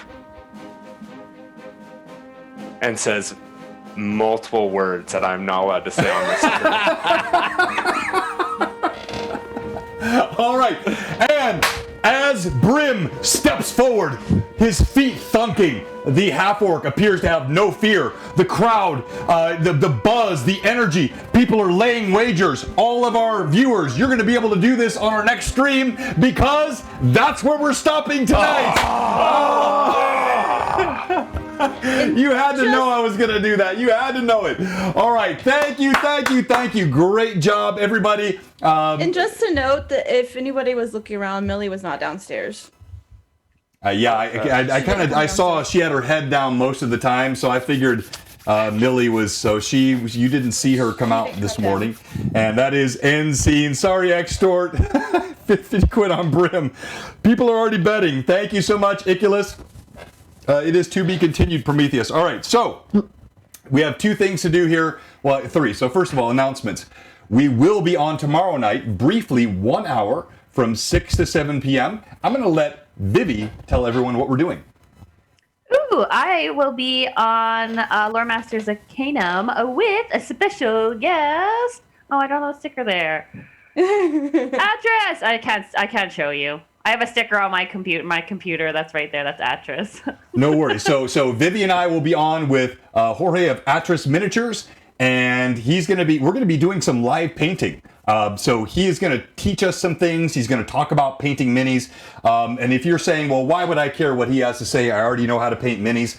I could show you many examples, but if you're new and you haven't seen this, let me just give you one reason you want to be here tomorrow night. This man painted this, and this is just one of many examples, and this does it no justice. If you could see this in person, the vibrancy, the detail, you cannot find a single speck of error on this mini. This is the work of Atris Minis. He's going to be on with us tomorrow night, 6 o'clock here on Blue Box, and then we'll raid right into Lord Gazumba. That's 6 Central tomorrow night. Be there or be square. Yeah, exactly. Then also, so Sunday, we won't have our regular stream because we're going to be participating in GaryCon. It's con season. Of course, we just finished with the amazing virtual Greyhawk Con. Thank you so much to everybody that participated. Jay Scott, Gazumba, he led everything. It was incredible what was done. We had 2 great sessions on Friday and Sunday. We picked up an enormous number of viewers and subs. And the energy, just the whole con, Eric Mona, Luke Gygax, we had, folks that were from Troll Lord Games, our huge sponsor. They followed Blue Box, and we're in their Discord now. Troll Lord Games, a great sponsor of all that's going on with this old school gaming. We are so grateful. Go ahead, Vivi. Also worth mentioning, Jorge will be doing a giveaway of his own painted minis, so be there or be square. That's literally, sorry, I forgot to mention tomorrow night, that's good. I think he mentioned that to me, but I might have forgotten, but either way, that's awesome. And so Jorge will have a painted mini we're giving away tomorrow night, in addition to three Three. Three. Painted There, minis. be square. Yeah, you don't want to miss that. Tomorrow night, 6 o'clock, and then we'll raid straight into J. And then Sunday, our 1:30 stream will not be happening at the normal time. It's 1:30 Central, but at 3 o'clock Central, we'll be on with Gary Con. Jay and I, Lord Gazumba and I will be on with the head of Critical Dice. Chris Solo of Fabled 42 is helping put this together with Luke Gygax and everybody that's involved with Gary Con. Goodness, deep breath. Just so many exciting things happening here for us in the community, and at Blue Box we are so thankful. All right, so 2 things to do: giveaway, and tonight we're giving away that artwork. I showed this earlier if you missed it. So if you look at any of these pictures on the stream, if you see Shorewin, you see Winston, the noble steed, you see Brim, you see Gimbal, who's highlighted right now. These are all done by Frederica. She is incredible. We had one of her giveaways about a month and a half ago, maybe 2 months ago now, and we had the winner, Ridiculous, wanted a Dragonborn mini painting rather, and so she created this. Just incredible what Frederica does, and so you can win a custom piece of art, NPC, PC, monster, whatever it is you want. Frederica can make it happen. So type !art. And then the second thing we need to do is our stream MVP. That's 500 XP for any of these players. So if they win your vote, viewers, then they get 500 extra XP for their character. So this means a lot to them. And we're going to start with Vivi. Why should Lilith be stream MVP? I wasn't ready. I know you weren't. That's why I called you. Lilith should be stream MVP. Lilith should be stream MVP for her RP. Questioning her character and how her character normally plays, just being curious and kind of finding that there is faults in her curiosity. Also just kind of growing that bond with her best friend Millie, always seeking out her friend in her times of trouble and stuff like that. I think that was also a great RP moment. And the flare on the paling, I think that was try to help her comrades attack that thing. That is why. No, well said. And that flare was critical. And that whole RP scene with Jeru's, cloak, torn cloak, that was fantastic. Right. So well. Oh, and also just continuing her normal rituals of if animals are injured to bury them back in the ground. No, I love that. And by the way, a pox on you who are saying Gimbal's ear should be the MVP. All right, so let's go to Shorewin. Shorewin, why should you be stream MVP? Shorewin this week had a most exciting RP session in a variety of ways. First, he found out a bit more information about his half-orc sister, which I'm very excited to pursue. Additionally, we learned something about his past love life, Winifred Alton, who obviously he is no longer with, and we haven't quite found out why, but we hope to soon, and he managed to turn down the advances of one Ashrin. Additionally, No, you delayed. You delayed the advances of one Ashrin. You accepted them, and then you're like, no. You didn't, yeah. Sorry, go ahead. Additionally, he managed to avoid a complete TPK when he talked Millie out of going into a fight when most of us are still severely damaged from multiple previous fights, and we would have all died. Well said. Awesome, man. This is gonna be a tough vote tonight. Wow, I don't know. All right, let's go to Millie. Why should you be stream MVP? Well, dears, let's see. I did get the crit against the paling to start with, which was pretty solid. My RP on our way back from where we had landed in between the Moat House and Hamlet. Millie observing the conversation going on in the tavern, and as she always does, paying very close attention to everything. Her RP in her reaction to what happened to Galen. Let's see what else. The conversation with Millie and Lilith. The her reaction to finding Gimble's ear, and very barely containing her rage and just charging out of the room. Because as she told Ashton, she is not a wise woman. She has not claimed ever to be a wise woman, and she has acted rashly very frequently in the past. And then also her way to cool down by making the little embroidery that represents all of her friends. So, yes. Well played, outstanding. Great night tonight for Millie. And so a couple things. One, the question came up again, is the DM eligible for MVP? The answer is no, but I always appreciate it when you ask, so thank you. Secondly, make sure you check that GaryCon link out. You want to follow up with that and be part of it. And then, oh yes, Steve, Bloodwild. Well, Shorewind did bring up his former main MANE squeeze. Yeah, wow. What do you do with that? And all it wasn't Winston. Brim, why should you be stream MVP? Brim. What? Why should you be stream MVP? Sorry, there's a bit of static. I think Brim should be stream MVP because in the beginning he was holding it together and he knew what needed to have happen.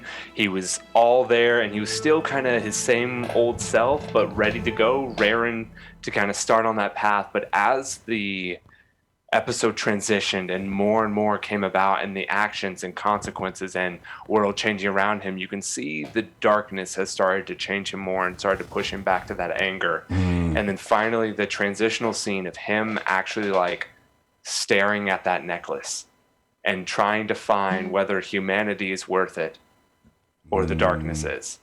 And he chose the light this time. But then he found Gimble's ear, which then we'll see what happens this next session. But anyone that could see Brim, he's changed. And he's ready to let this rage out. He's dropped 3 trees before. Not see 3 trees.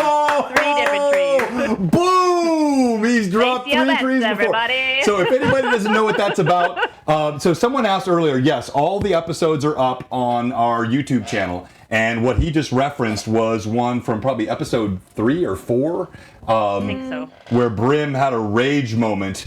I'm sure Evelyn can help us find it. Or had a rage moment. Exactly. And he went out and he fell, he knocked down, and it was literally 3 trees. I didn't even think about that, but that's so true. You've killed 3 trees before. That's crazy. All right, so we're going to do our giveaway. The poll should be open now momentarily. And you got to choose your MVP. Is it Shorewind? Is it Lilith? Is it Brim? Is it Millie? It cannot be the DM, nor, despite all of your desires, can it be Winston, who did not make an appearance today. I know that's the first choice for everybody.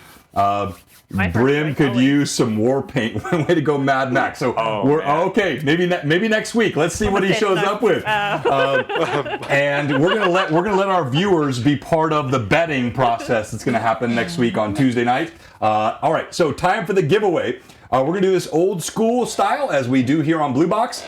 I'm going to roll 4 times for this work. And again, we're giving away custom artwork tonight from Frederica Draws. Session 6 was when... Session 6. All right, so if you go onto our YouTube channel, Session 6, and it's going to be toward the latter sort of third or quarter of it. Thank you for the follow. Noiser? I don't know how to pronounce that. I think it's something like that. Thank you for the follow. That's a great name. And you can win this custom artwork. Not this piece, but like whatever you want. This is an example of the work that she does, as is Gimbal, as are all of these other things that you will see on the screen today. Frederica Draws does all of this. So type !art, and we're going to start the giveaway now. So the first potential winner, so don't get too excited if you see your name. We're going to do 4 of these, and then we're going to have D20 roll-offs. And don't forget to vote for Stream MVP. So the first nominee is, !art, Strange 1979, not drawing. !ART. Mark Views! Congratulations, Mark Views. Now, you got to be present, so let us know if you're still here. So just type in the chat, say yay or hello or anything, and let us know you're here. You have to be here to win, and we'll give him a second. And while we're waiting on that, I'm going to roll. Oh, there he is. All right. So we're going to have Brim. You're going to roll for Mark Views. He is a sub, so he gets 2 d20s. All right. Next potential mystical unicorn painting. Oh, Amanda, we talked about you a lot tonight. Of course, we have to give you to Vivi. So you're rolling for her, and she gets 2 d20s. She's a sub. Next. We currently have a 3-way tie and No, MVP. Brim just Please took vote. the lead. Brim just took the lead. Okay. Oh, okay. Kiegia. Kiegia, congratulations. We're going to give her to Millie, and she's a sub. She gets 2 d20s. Yeah. And our last possible winner is Triple Eight. Triple Eight, are you still here? All right, so I need to see Kiegia, Triple Eight. Make sure you're still here.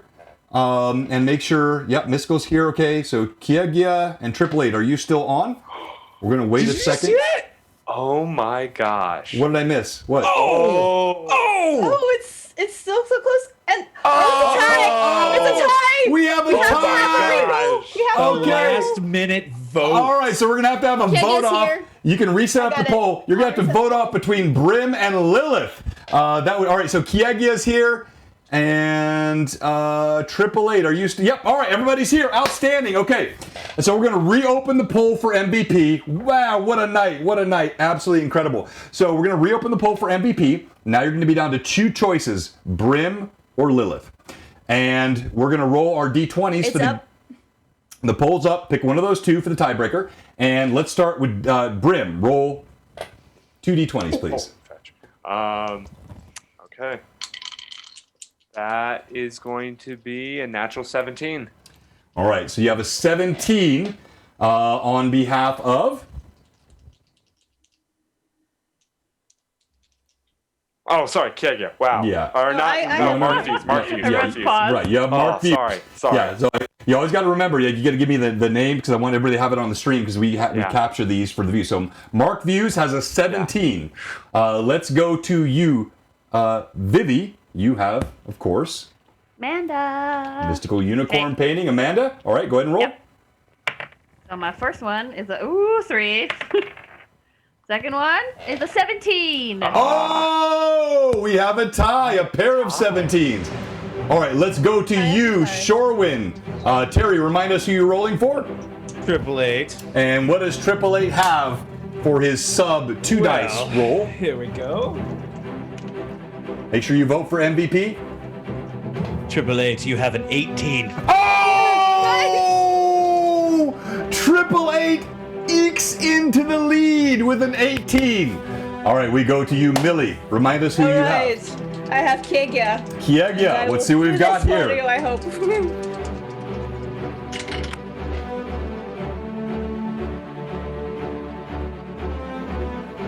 It's a 20. It's a 19. A 19! Oh! I'm so sorry, Triple Eight. Defeat dragged from the jaws of victory. So Triple Eight was that close, but the winner is Kiegia. So Kiegia, I think I have your info. If I don't, make sure you whisper that to me or send it to me on our Discord. I'll make sure you get that out. We're going to connect you with Frederica. I need to know what you want. She'll draw whatever you want, and we'll make that happen. Vote in the poll, guys. We got a tie still. It's tied. It's still tied. All the players care about right now is the MVP. 500. So you have the tiebreaker the between. only one. Now I will mention, Lilith, have you won MVP before? I have, yeah. How many times? You know? Once? Brim? Oh, maybe twice. She's ahead. She's ahead by 1. There we twice. go. Twice. You've won twice. All right, Brim, how many times have you won? I think I've won 3 times. Okay, so it's really close. 2-3, so like, Oh, it's my tied gosh. again. it's tied 15-15. 32. Oh, 16. Brim's in the lead. Yes, but no. What? Oh, there we go. Oh, it's 16-16. It's going to be the last second. Come on. Come on. Somebody's got to Come on, somebody vote. Oh, 11-17. Oh, 18. Thank you guys. Congratulations There we go. on your stream Thank you MVP. guys so much. Nice. So well deserved. And man, what a night! From the paling, attacking you on the road, and realizing then that Galen has been slain. the ever mysterious Tim asked some great questions. Those are things the players should be thinking about. How are these things happening? What are the connections? The time in the inn, the stuff with Ashran, the Grove, Jeru, the half-orc, the combat, and of course, Gimble's ear. Man, what a night, what a night. So, we're going to figure out who to raid. Any of our viewers, if you have a recommendation on a raid, I'm thinking Nightheart Gaming. Nightheart, they've been a great supporter of us, and they were a part of Greyhawk Con, and we're going to set up, I think, to raid them unless... Oh, is Will up? Okay, let me check again. I normally want to raid Will. I didn't show up. All right, let me type. I don't know why that's not coming. Like, this raid thing always comes up odd for me. Wicked Studios, there it is. All right, got it. All right, we're going to raid Will of Wicked Studios. And so everybody enjoy his stream. Thank you to our viewers. Let's give one more round of applause for the mad chatters. You guys were mad tonight. So well done. If you're watching and you haven't given us a follow, we've got one question for you. What are you doing? Give us a follow. Give us a sub. Blue Box is going to be raiding Will here in just a few seconds. Thank you, Canadian Ancient Gamer, for a cheer already in advance for Brim for next week. Nice. We have the showdown. We'll have to figure out how to hype this up on our Instagram and our Discord. It'll be a fun thing next week to start off with. And we are raiding Will right now.